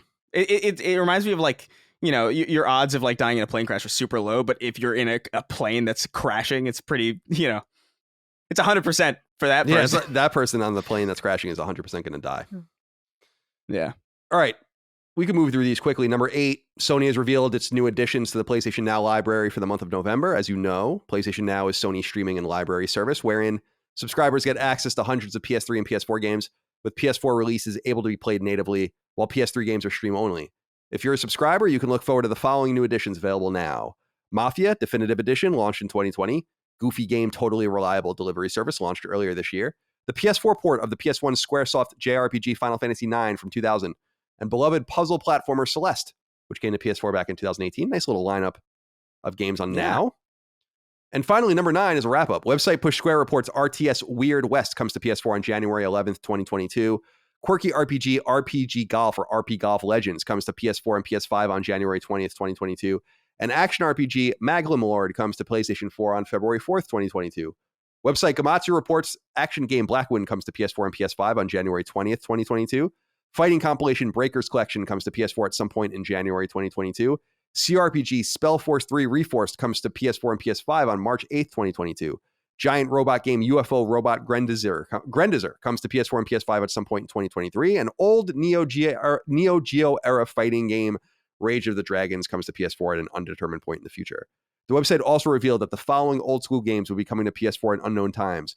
Puzzle platformer The Humans, CRPG The Immortal, strategy RPG Canon Legends of the New Gods, and turn-based RPG Brave Battle Saga The Legend of the Magic Warrior. Publisher Capcom revealed that Resident Evil 3 Remake, launched on PS4 in 2020, has surpassed 3.9 million copies sold, while Street Fighter V, launched on PS4 in 2016, has now surpassed 6 million copies sold. Krafton, the South Korean company that owns PUBG, has purchased the studio Unknown Worlds, the team most notably behind the Subnautica series. Publisher/developer Platinum Games reports its already much delayed arcade shooter Sol Cresta is again delayed and will come to PS4 at some point in 2022. CD Projekt has likewise announced that free DLC and other support for Cyberpunk 2077 has been delayed until 2022. And Electronic Arts has revealed that its revived PGA Tour golf game is delayed indefinitely. Finally, longtime lead of racing studio Slightly Mad, Ian Bell, has left the team he co-founded in 2008 following the acquisition of its parent company, Codemasters, by Electronic Arts. It's all of the news we have this week, boys. It's a lot of news. Yeah. But now it's time, as we all often do, I don't know what the fuck that means. 6 questions, comments, concerns, thoughts, and ideas from the audience over on Patreon, patreon.com/laststandmedia. Thank you so much for supporting us over there. You get early ad-free access to all of our shows, exclusive access to Sacred Symbols Plus, the ability to submit these questions, comments, concerns, thoughts, and ideas, get your name in the credits, access to monthly Q&As, and that goes for all of our shows as well, including Defining Duke, an Xbox podcast, and Knockback, a retro and nostalgia podcast that we do each week too. Let's start with Christopher J. It says, hey guys, I need some advice, particularly from Colin, as I know he has been through something similar. I've had a rough time the past year or so. I lost my job a few months ago and have had a hard time finding a new one. I've had some undiagnosed medical issues that no one can seem to figure out, just generally feeling crappy all the time and not having any energy. And I'm just overall depressed. I used to be a huge gamer and now I have a lack of interest in doing things I love. I cannot find enjoyment in playing games right now. I know you've been through this, Colin, and was hoping you have some advice. Anyway, I hope you are all well. You can hear from all of us about this, but I wanted to talk to Christopher because I wanted to talk directly to a lot of the audience out there. I'm not a doctor. I don't know if you know that. I went to Northeastern University for American history, and I have no medical training at all. So take what I say with a grain of salt. But Christopher, it sounds like you're depressed, and that happens. And that is something that I deal with every day. I am depressed. I am on antidepressants, and I have been for a few years now, and it's changed my life. I know what it's like to be low, and when you start losing interest in even the things you love, that's a good sign that something else is affecting you. My advice is, manifold, really. You should go see a doctor, go see a psychiatrist or a psychologist. I recommend psychology, obviously, for talking to someone, but psychiatry can really help too. And maybe go and exercise. I exercise every day, even if I don't want to. I usually do at least a half an hour on my elliptical. I lift weights and all of that. And that really helps with depression and anxiety and makes you tired. Sleep is at the center of all of it. If you're sleeping well, you're more likely to find your days and nights are better. So I wanted to say all of that, Christopher. It sounds like you have depression. And I'm just saying that as someone who suffers from it. Not even the things you love when you're depressed sometimes can speak to you. And I do know what that's like. When you can't escape to a thing that usually gives you solace, like video games or TV or music. It's tough. That's depression. Mm-hmm. Chris, do you have anything to add? No, I think I think that was a pretty, reasonable response. I know, when I was depressed, whenever I hit a deer, I wouldn't feel happy anymore. It was sad. Yeah, you didn't want to And now that the DR are 3/4 the size they used to be, you're starching them, so you don't have to worry about it. Again, this is a great way to shill our political platform. Chris, I'm sorry, Dustin, do you have anything to say? I don't think I'm going to add anything, just because, I mean, we make jokes, but I've been sad many times. Obviously, everyone's going to feel sad, but I don't think I've ever actually been depressed. So I don't want to speak to something, but I liked what you said, Colin, and I'll stand by it. What you said, I'll prove it. Yeah. I think what's important, I have a lot of private dialogue with listeners on Patreon. For some reason, people are very comfortable messaging me their problems and seeking advice, and I'm happy to give what advice I can. And I feel like what I try to tell people is that it starts with being proactive. Like, no one's going to walk into your life, Christopher, and change your life. Like, you've got to do it yourself. So if you're having these medical issues, undefined, it says like you're trying to find it. I know what that's like, because I had these phantom stomach problems for years, to the point where doctors thought I was like making it up, you know? Yeah. And I when I read your letter, I feel you. And I know that there are a lot of people in the audience that feel like that think that they're falling off of games because they're not interested. And that might be so, but if you're finding that you're falling off of everything, that you're under a cloud, that you're feeling morose, that's okay, because many of us feel that way, and you can proactively do something about it, but it must start with you. And that's the one thing I wanted to say. Like, you have to do something about it. You have to do something about it. I didn't do something about it for a long time. And when I finally did do something about it and talked to a psychiatrist, and he found that sleeping was my problem, that I wasn't sleeping well, that solved a lot of my problems. When I wasn't exercising enough, that solved a lot of problems. It's very basic often, right, but not always. Yeah, it's a different solution for everybody. Also, like, everybody like works different ways. Everybody like has different, chemical and vitamin needs. I know, like, even just like finding the right, like, supplements, like not even necessarily like medicines, like just like making sure you have like a proper amount of like vitamin D or like iron or like or just omega, like whatever the fuck, like all that stuff like makes a massive difference in just how you feel day to day, even if it's not like, transformative on like some like crazy level. But yeah, I wear my heart on my sleeve. Like, I've always done that. I feel like that's kind of part of why people like me, and part of why I think we have trust with the audience and the longtime audiences, is because we talk about other things. I don't always want to hear that from shows I listen to, but there are certain people that I would love to hear their opinions on just about anything. And I'm just one of those people that's like, hey man, I'm a fucking anxious mess. I really am. Mm-hmm. Like, I'm really anxious all the time. I'm really, I feel bouts of sadness. I'm on medication, and I try to take sponsorships too for our show that I think can help people, like BetterHelp. Like, I've gotten a lot of messages from people being like, that's just cool that you have directed me towards this thing. Or CBD, especially like Feels CBD is like one of our biggest advertisers. And I'm not saying this to advertise, by the way. What I'm saying is that I'm comfortable with these things because I feel like they are really going to help people. And so I just wanted to say that to Christopher and others out there that are listening to the show, no doubt feel the same. Many tens of thousands of people listen to this. So there's no doubt hundreds of you, if not more, thousands of you are feeling that way. And that's normal, but you have to just make sure you're proactive and understand that you're on the clock. Take a few days for yourself, but then really start hitting the, hit the white pages as it were. Like my dad used to say, like, start making calls and making appointments and figuring it out, and, it's also not weird to feel that way, especially given like, it's a very like morose time. So you shouldn't beat yourself up for feeling like, just off in general. That's what I've been using as an excuse for myself. And I'm like, God, Colin, why are you so morose all the time? It's like, well, COVID, duh. All right. Evan Barr wrote in and said, greetings, gentle sirs. Now that PlayStation has formed a PlayStation PC label for its PC gaming operations, that happened last week. Does this signal a broader move for Sony into the PC space? Can we expect our PSN profiles to somehow integrate with Steam, the Epic Game Stores, or even Discord? I don't play games on PC, but I can see myself exploring that space if Sony were to integrate PSN social features like trophies into some sort of PlayStation launcher akin to Steam. Curious to hear your thoughts on what the PlayStation PC label means for the future of PlayStation, and in particular the PSN. Dustin, let's go to you on this one. We talk a lot about how PlayStation can integrate itself successfully into PC, and I really do think a lot of that starts with trophy integration, but I think it goes even further than that. He brings in Discord and Epic Game Store, which are two really interesting choices because Sony owns a piece of both of those companies. So you would assume that they might want to be involved in leveraging PlayStation as a brand to better those brands as well. And I think getting themselves on PC in a more meaningful way, will go a long way to getting people's attention and might even allow them to start considering games that are only for PC, which I know is something that they're kind of considering and doing on Game Pass now. So, what do you think? So one of the funny aspects of this is that I'm not trying to downplay saying that the label PlayStation PC isn't meaningful, but before this label, I believe on Steam it said PlayStation Mobile LL, like some kind of business thing, like PlayStation Holding, Mobile Holding something.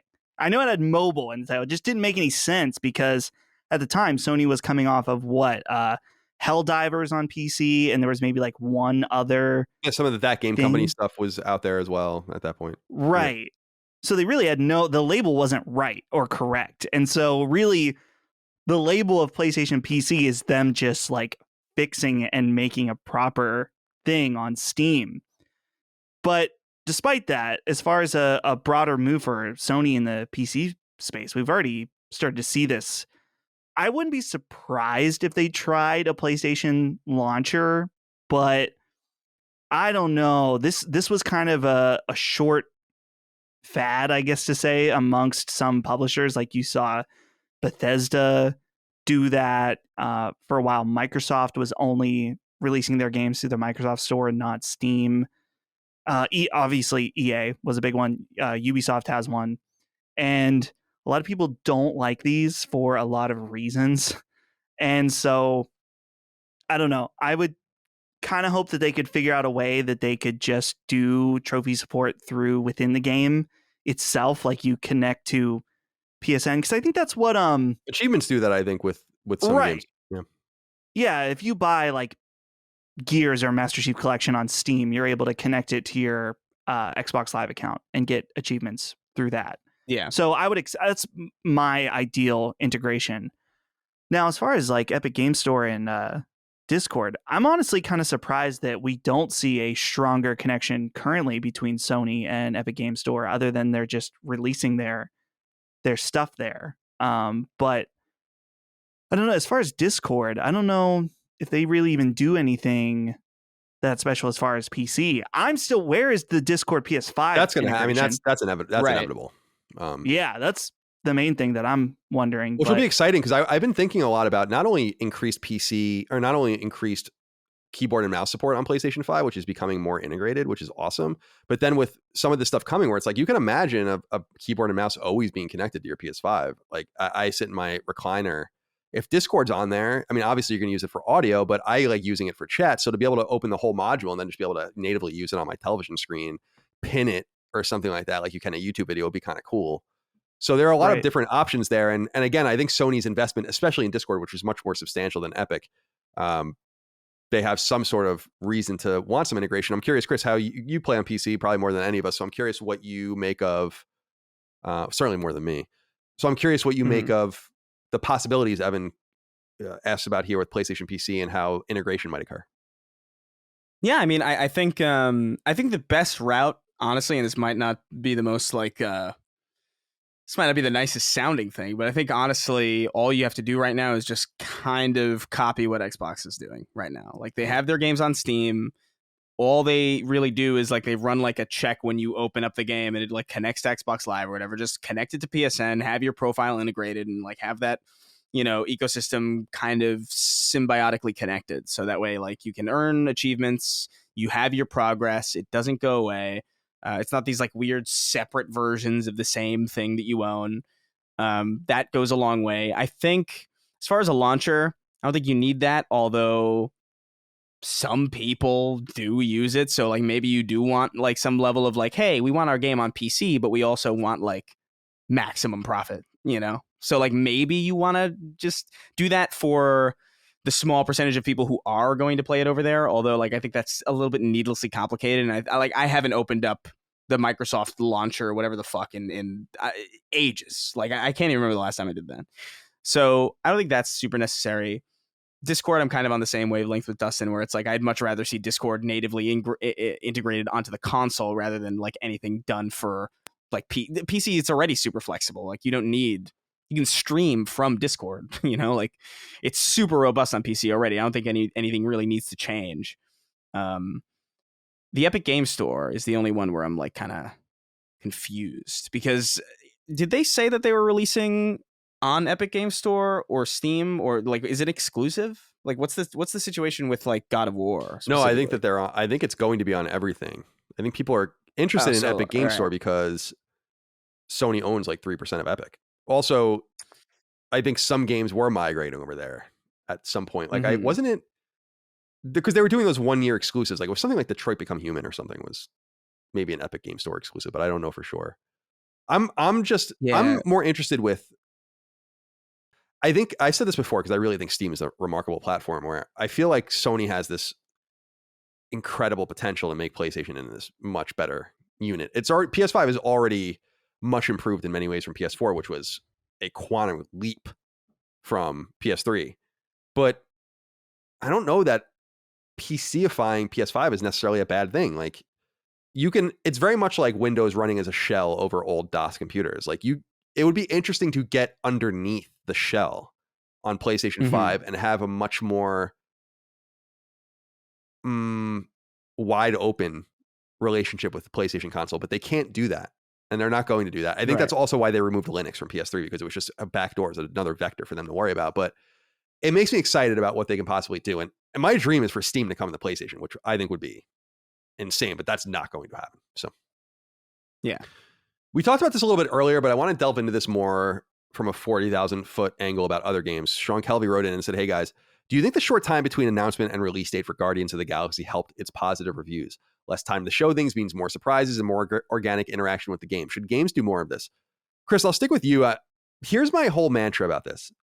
I cannot think of one positive that would have you even announce a game, I would say, outside of 6 months. Like, what do you even gain from letting people know a game exists further out than that? It's not like film where these things leak and they're known and they're dated many years in advance.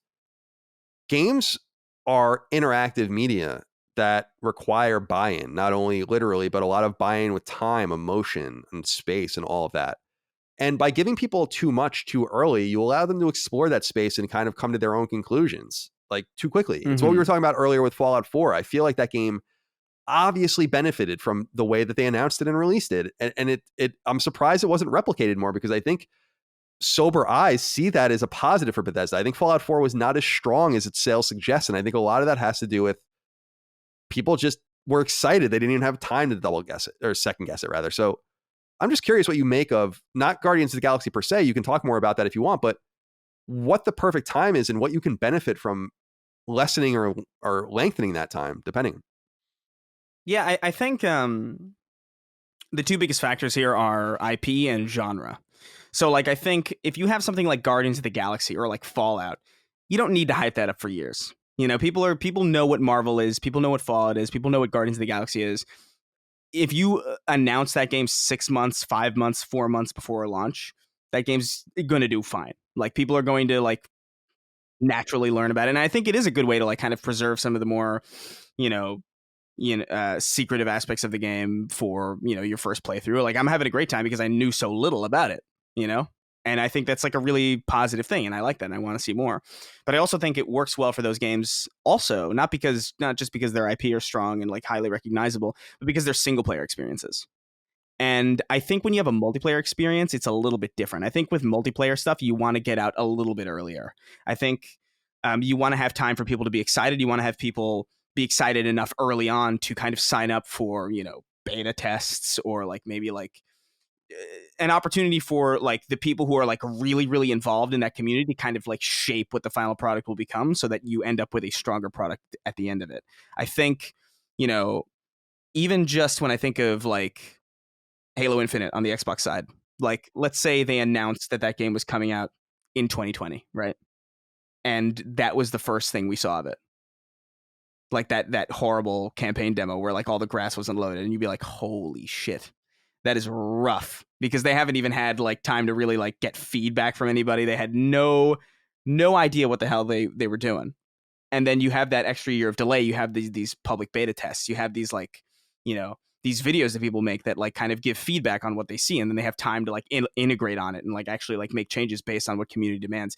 I think certain games have different needs for longevity and health, and I think I agree that stuff like, you know, Starfield is criminally like it's unnecessary how early that was announced, because it's a Bethesda single player RPG. Like, you could announce that 6 months before launch and people would be excited and people would be like, oh, what's this? What's going on? And they'd slowly piece together and they'd have just as much interest now as they would if it were to, you know, if it were to be announced in a short amount of time. But I just think the nature of multiplayer games is a little bit more dynamic and responsive and needs a bit more time than just 6 months to really get percolating and really inform the design language behind what is ultimately going to be something that is trying to be kept alive for years, you know. What do you think, Dustin, about this? I don't have a lot to add from what Chris said, because I think he put it really well. I will say that my theory about Guardians of the Galaxy, though, is that the reason behind the short time between announcement and release date was because they wanted to give it space from Avengers, because Avengers had some stink on it. And so they thought, if we announce this more traditional, like a year beforehand, they're like, let's hold off and let the hate around Avengers die out. Obviously, they want to continue to let Avengers grow and hopefully succeed past its launch. But because even when that game got announced, and I think we were talking around E3, we were like, okay, so Square Enix is doing another Marvel property, and it also has a little bit of that weirdness where it's like, looks like the movie, but the characters don't at the same time. Is this going to be a single player version of Avengers? And so I feel like if it was closer to Avengers launch, people would have been like, definitely like, yeah, fuck that, I'm not touching that game. But it seems like waiting was good. Again, here's the thing, too, just to connect this as well, is that think about how many times we saw Deathloop when we were doing our spoiler cast, which I won't, you know, no spoilers here, but it was a topic that brought up many times about, it's like, we saw this game way too much, too early and too much. So it's not even just about the time between announcement and release date, but also the frequency, because it gets to a point where it's like, you can try to hype up a game so much that people become numb to it, and then they just don't care. Yeah, it's like they oversaturated. That's how I felt about Spider-Man. Yeah, like I remember, like when like the Spider-Man PS4, like we saw so much, and to the point where like we saw like the Sinister Six in one of the trailers, and I was like, God damn it, really? It's like the end of the game.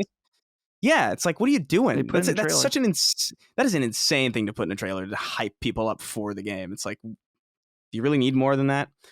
I think you're right, though. I think the frequency of like, because we saw very little, even though it was announced like 6 months before, right? It came out, we didn't see many trailers for it, which I think is kind of wise. I think it's like smart, because Marvel always finds their footing. It's like, you're not gonna need, like, even Avengers, for as like unsuccessful as that game is, sold a ton. Like it's compared to like, you know, your average middle market experience, it's doing like insanely well. It's got a lot of players, you know, so they also have the appropriate connections to get the game on Game Pass and PS Now, where they really needed it to be, you know. So I agree with you guys, though. I mean, I think it's complicated. I think COVID is also important to note, although I'm sick of these excuses.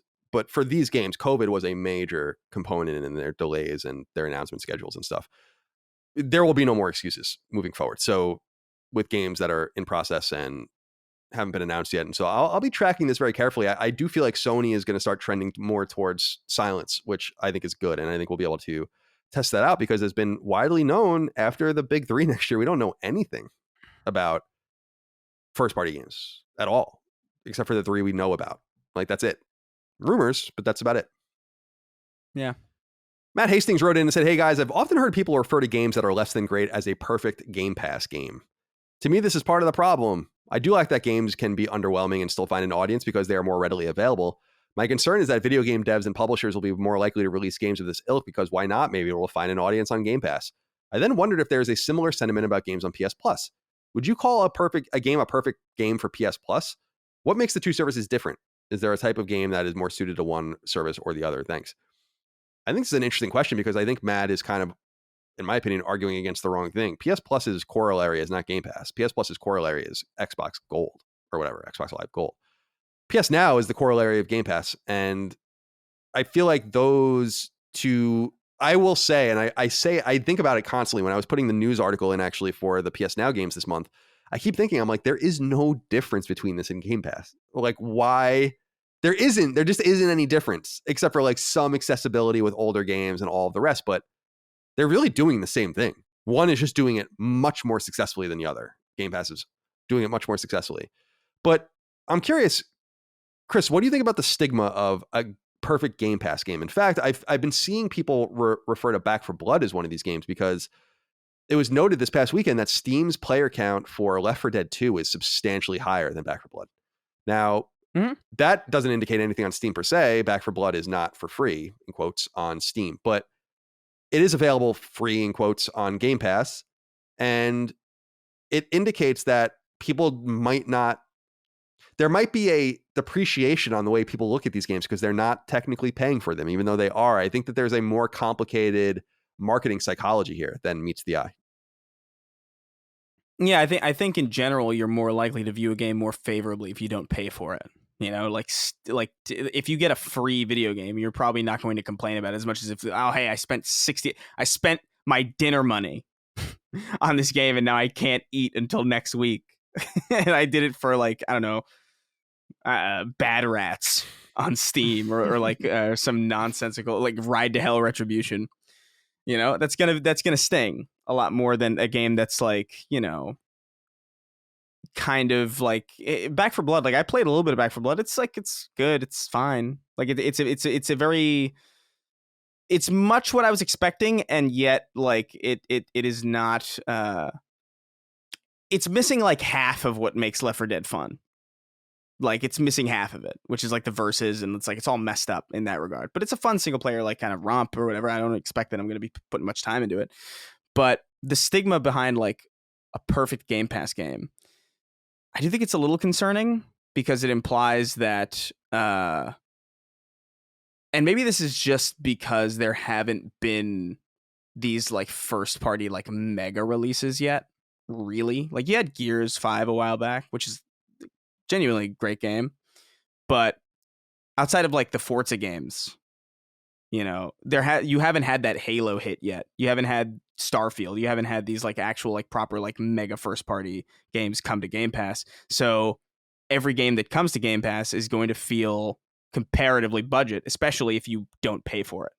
And that's not even necessarily because it is. It's literally just the psychology behind it. I think it's interesting. I think there's got to be like someone on YouTube or like online who like does like this kind of psychology, because I would be curious to see like why that exists. Oh yeah, there's deep marketing psychology for sure, and it is fascinating to just think about like, and I'm curious if you agree with this, Dustin. Like Game Pass and PS Now are the same. One is talked about in much different terms than the other.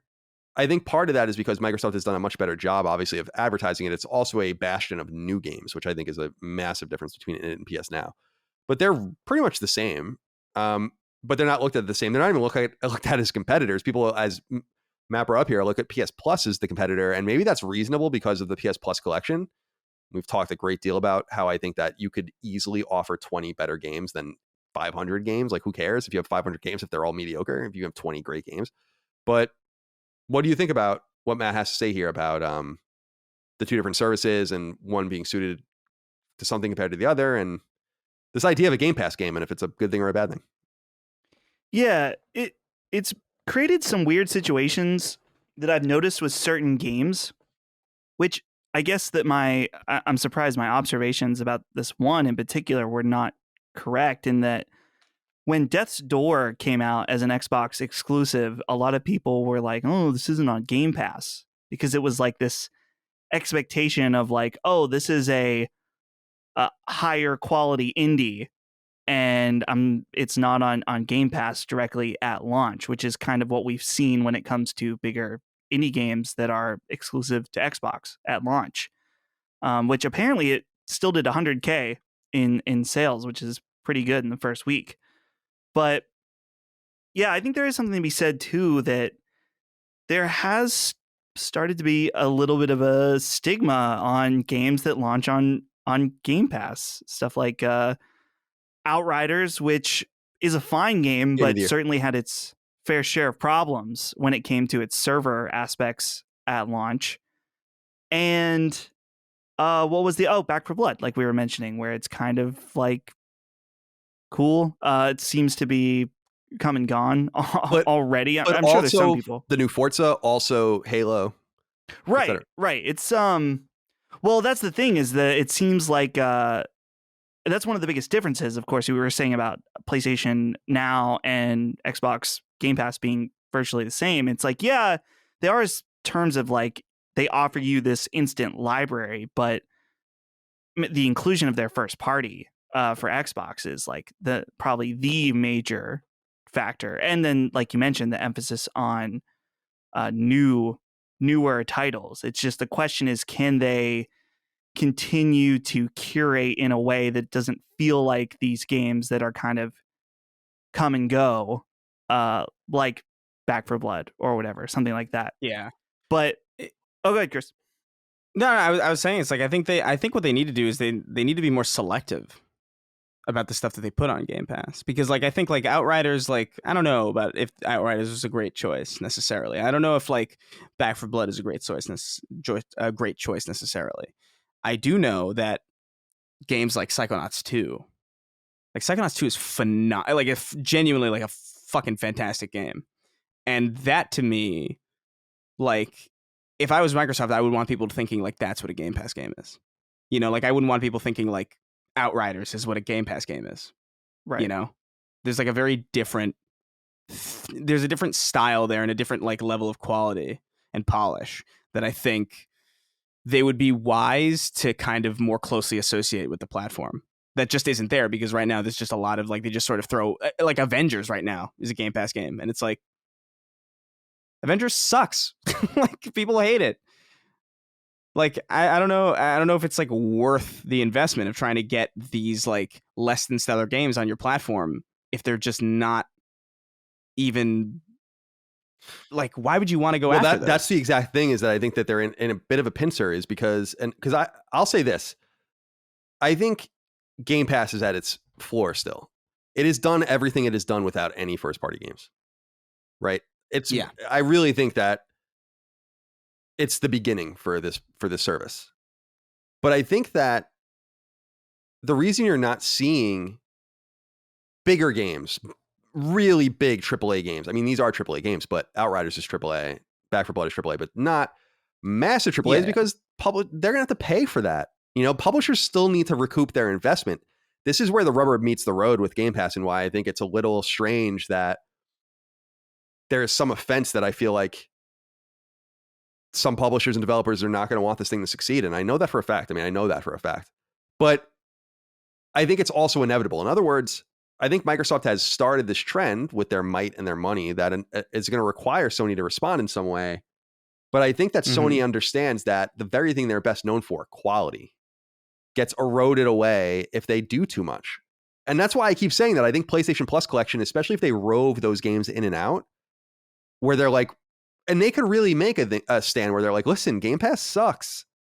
Look at all the, like, they don't have to say that explicitly, but it's like, who cares what you get for free? Look at the quality of what you get from us. And we'll pull that in and out. But I don't know if they're going to be able to manage that either, because I think a lot of that revolves around their first party games that they're going to need to get an investment back on. But I will say this about Game Pass. There is no denying, no matter how Microsoft spins it, there is no denying that they're training their audience not to buy games. And while there are certain examples, like you brought up with Death's Door and others, where they sell appreciably, there is no doubt when you look at places that break down their physical sales games and their digital sales games, so you see that in Japan a little bit, but more in the UK, people aren't buying Xbox games. They're not buying third-party games on Xbox. They're not buying Xbox games. Like something like Guardians of the Galaxy, I think was like 80% or something on PS5 and PS4. That's not good for Microsoft if this gambit doesn't work out. That's why I think they have to be all in on the gambit. And what I think you're going to see, to the point, is they are going to start getting those games. Like the big. Imagine how much they would have to pay to get Call of Duty or something like that, but they'll do it. Like, I think if they find a partner, they'll do it. If they find a partner that's like, we'll give you everything, basically, the whole kitchen sink. It's like everything in the kitchen sink is like, cool, we'll pay for that. But I think that's going to be required. And I think that we're in a situation now where PlayStation consumers and Xbox consumers are acting very differently. And their expectations are different. For better or for worse, I don't know. But I think that that's pretty obvious that that's coming together in such a way. Yeah, we'll see. Dustin, let's go to you with this one. Vonerin wrote into us and said, hi, gents. Why do we not consider Dark Souls a JRPG? It is made by a Japanese developer and it is an RPG with action combat. Many Western RPGs now contain action combat, where previously studios used more traditional combat, KOTOR versus Mass Effect or Baldur's Gate versus Dragon Age. Western developers evolved their genre. Why does From Software not get any credit for evolving the JRPG? Action JRPGs exist. Tales, Star Ocean, Nier, etc. It's a good question. I'm curious how you would answer it. I don't know that there's a right or wrong answer, but I like this genre, nerdy genre stuff. So what do you think about this? Is Dark Souls a JRPG? Well, yeah, technically, Dark Souls is definitely a JRPG. It is a Japanese role-playing game made by a Japanese developer. I just think that we don't give it that label just because traditionally when we think of JRPGs, we think of anime aesthetics, I guess, is probably the main indication of that. And Dark Souls does not have any kind of anime-like qualities to it when it comes to its visuals. So, which I guess that's just something that, you know, we attribute to the term, you know, we say JRPG, we don't think about it, but we do somewhat mean what it looks like visually at the same time. So this is kind of, it's kind of a weird situation with Dark Souls, for sure. It is, like I said, a JRPG, a Japanese role-playing game. It's literally a Japanese role-playing game, but I think figuratively it is not. And I think this is where things get a little strange, because we're working on a game at Lily Mode that's a Japanese role-playing game. We keep saying we're making a JRPG, and some people have been like, you're not Japanese, you're not making a JRPG. And I'm like, no, we're making a JRPG. Like, we're definitely making one. I know, I'm there, I see it. And you'll know it when you see it, that it is a JRPG. Calling it anything else would be disingenuous, even though we are Western. And I think that's kind of the same thing with From Software in reverse. Not all of their games, but certainly with Dark Souls and Demon Souls and stuff like that. It's like, these are not Japanese role-playing games at all. In any stretch, these are highly inspired, first of all, by computer role-playing games, not CRPGs, but computer-based third-person and first-person role-playing games that have been going on since the 80s, and even dungeon role-playing games, DRPGs. And I find that granular sort of thing interesting, so that eventually the game will understand that it's JRPG really should mean Japanese-inspired role-playing game, or the Japanese style role-playing game, as opposed to Japanese role-playing game, because there are plenty of JRPGs in quotes that don't come out of Japan these days. Yeah, for sure. It reminds me of like anime, where it's like Castlevania is a Western-made show. I'm pretty sure, as far as I'm aware. But it's clearly an anime also, because calling it a cartoon isn't quite accurate. I'll allow it. You know, it's a very weird, like, I understand like what an anime is and like what constitutes an anime, but like it is one of those things where like it feels like mostly semantic, because like if you saw Castlevania, you'd be like, that's an anime. Here's what, like, just based off like looking at it. I'm okay with that, Chris. We got to be careful when we allow things like this, because then the Avatar Last Airbender fans think that Avatar is anime, and it's clearly not. And we can't have it. We can't have the Last Airbender fans. No. Avatar The Last Airbender is not an anime because their mouths move appropriately when they speak. It's worth noting that Castlevania is a product of Texas, the anime. Yeah. So Powerhouse Productions. But very, we're so globalized and so interconnected. This is what's so great about cultural, exchange. Yeah. We've seen this in the reverse. Like, we were desperate for Japanese studios to learn from Western studios, and they finally have, and to great effect. The way we talked about Japanese games 10 or 12 years ago is not the same way we talk about Japanese games today. And if you're a newer gamer, from probably 2005 to 2012 or 13 was a dark time for Japanese games, like really dark. Like, no one gave a fuck about Japanese games. Yeah. So anyway, let's go on to this final question. Spencer Brand wrote in and said, "Evening, gents." Spencer, aka Gooch Grabber, writing in. You guys often reference the concept of old or dated controls in contrast to modern controls, with the latest example in the last episode being Metal Gear from Colin and San Andreas from Chris. My question to you guys is, when exactly did the controls become modern? Both your games reference being third person. Was it a particular game in the genre that set the standard for modern controls? Was it a gradual move to what we now understand as modern? Curious to hear what you guys think. Hugs and kisses for all. Thanks, Spencer. I'll let you answer for yourself, Chris, but I find these games somewhat different in the respect that San Andreas is almost there. Like, it's not quite there, but it's almost there. I actually feel like Metal Gear Solid 2, especially, but Metal Gear Solid 3 as well, were at the same time way further from the mark. It is a good question, though, about like what is modern controls. And I really just feel like when games had interchangeable control schemes for the most part, which I really think began in the PS3 era, is when we started to have what I would consider modern controls. You hand me a controller, I understand how to play. That wasn't really the case in a lot of older games, a lot of 3D games where people are still figuring out how things work. Like, why am I shooting with the square button in Metal Gear? I have no idea. No idea why I'm shooting with the square button in Metal Gear, but I am. I'm shooting with the square button in Metal Gear. Very similar to how Crash Bandicoot had really vibrant textures on PS1 and Mario 64 had none, because they solved the 3D problem different, right? And so I feel like this is up to taste, but I feel like we have a modern sensibility, I would say, in the last 10, 12 years. What do you think?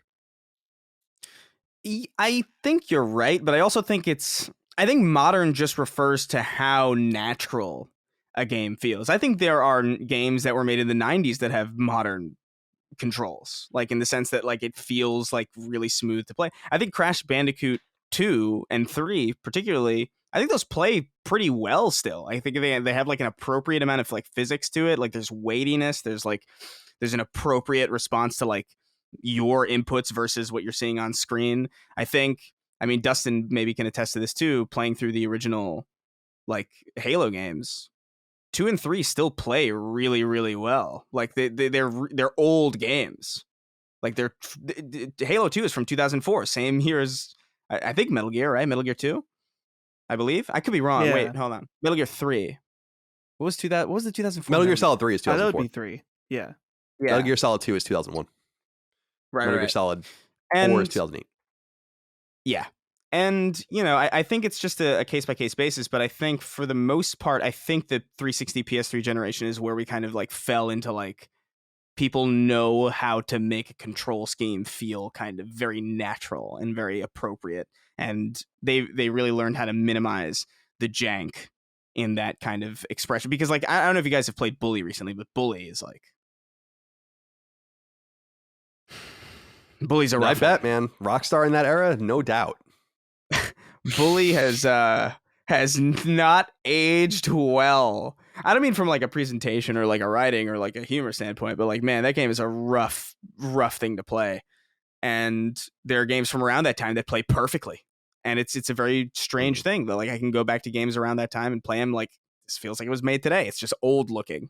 But I think you're right in the sense that it's definitely been within the last like 10 to 13 years, which would put it squarely in that generation of like 360 PS3 kind of like finding its footing. Well, it reminds me a lot of like people are trying to shake things out and insist, I think, at that time in development that like this is the way. And as you shake and you shake and you shake and things fall out, you find that there's the same control schemes are kind of bubbling to the top. And I think that's how we ultimately got to this place. But I'm curious, Dustin, if you have anything to add. Yeah, it's interesting to think that I don't know if there's like he said, when exactly did controls become modern? And there's definitely not an exact moment, just because, like Chris said, there's some games that play fine still today. It is always interesting, though, and Colin, you probably experience this regularly with going back on knockback games, but it's so weird to go back to a game that you loved growing up or something like that, and you're like, wow, how did this not feel terrible at the time? There's been a few times where I've gone back and played the opening of Mega Man Legends, which is a game that I love that game. I loved it growing up. I loved both of those games. And I play it now. I'm like, what happened? Surely this game has changed. Like, surely this is not the same game that I played. But I mean, sure enough, it is. Like, it's just like your expectations are just different now. Yeah. it's a very strange thing that I think I guess it doesn't only apply to games, because if you think about like a movie, certain movies you think like, wow, that looked awesome, the visuals were incredible, and now you look at it and you're like, whoa, that looks horrible, that doesn't look realistic at all. So it's not uniquely a game thing, but yeah, I've never thought about it like that. I think we're gonna finally see with Grand Theft Auto's imminent release, 3, Vice City and San Andreas, with new controls, like how stark the changes will be, especially if they let you go between the two, which I hope they do, so that people can really see how these games used to feel, and how we figured it out. Like even just accelerating with the square button, that's like a very old thing, but that's the way we used to accelerate in every game with cars, including racing games, right? And that's like unthinkable now. Crash Team Racing, you held X the whole time. Yeah, exactly. Like it's just things are different. It's not, I don't know if it's right or wrong, but just the way things shake out. I find it quite interesting because it's so fundamental to the way we interact with games, obviously. And you're right, Dustin. Like I encounter stuff where I'm really surprised one way or the other. I replayed Dead Space last year for Knockback. I was like, this game feels great. I replay Metal Gear Solid 2. I'm like, man, the fuck. Like I'm so glad that Metal Gear Solid 3 on PS3 has the 3D camera, because I would have killed myself if I had to do that again. But that's just because, but I loved Metal Gear Solid 2 when I was in high school. I loved it. So it's just, things do change. And of course there's just, especially in the 2D realm, controls already was dominated a long time ago.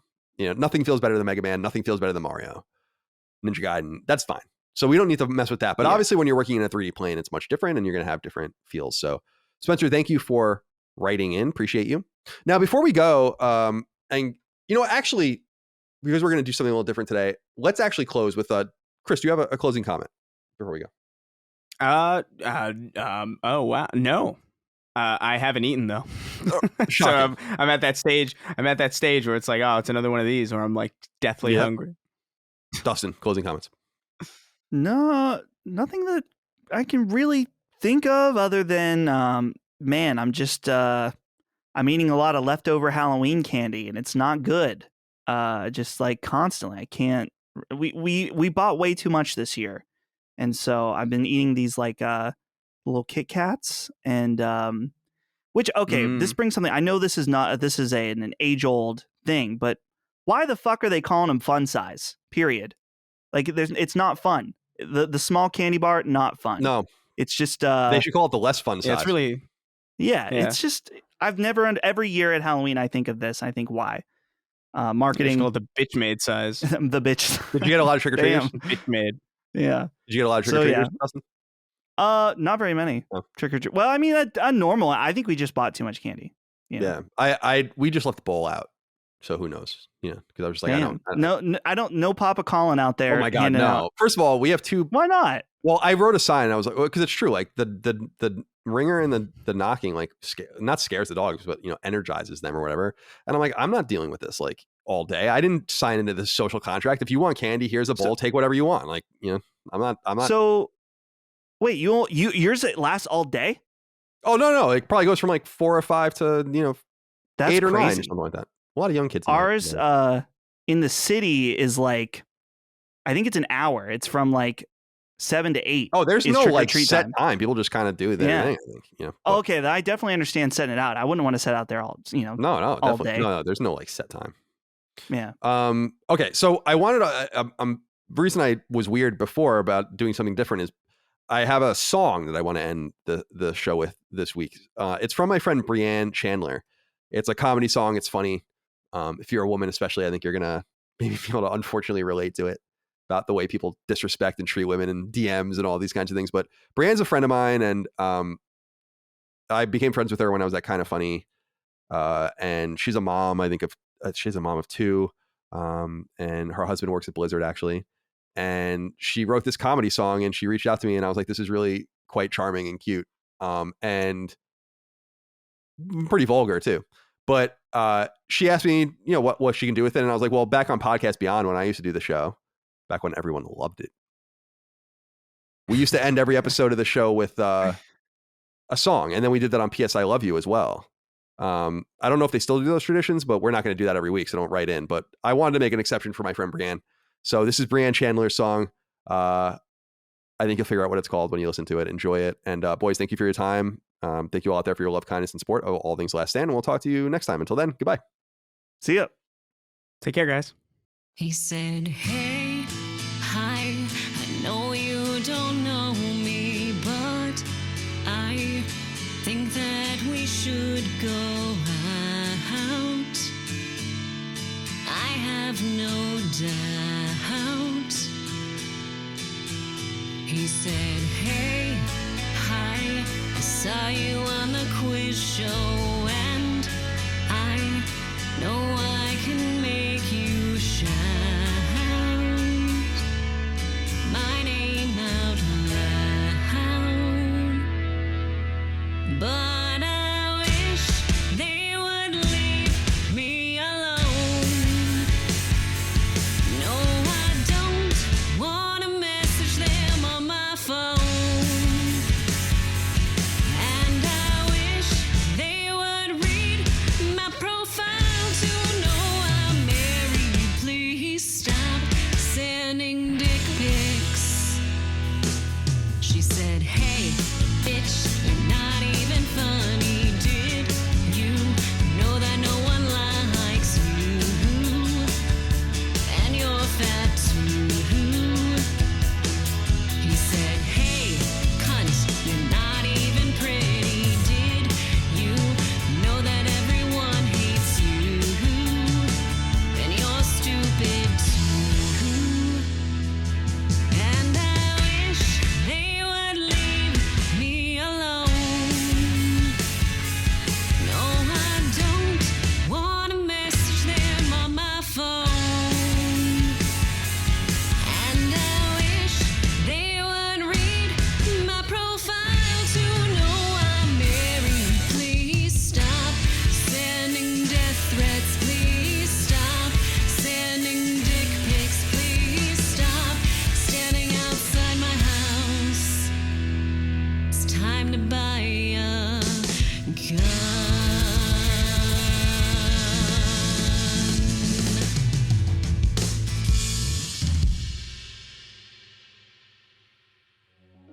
Sacred Symbols, a PlayStation podcast, is a product and trademark of Last Stand Media and Collins Last Stand LLC, and is proudly recorded in the USA. The show is conceived by, is written by, and is directed by me, Colin Moriarty. My co-hosts are Chris Raygun Maldonado and Dustin Furman. The show is produced by executive producer Dustin Furman. It's edited by associate producer Ben Smith. All of Last Stand's theme music is by my best friend, Ramon Narvaez. As you know, all of Last Stand shows, including Sacred Symbols, are fan-funded on Patreon at patreon.com/laststandmedia. The following names are at the producer level on Patreon, our highest tier, and we're grateful for your thoughtful and kind contributions to our independent endeavor. Thank you.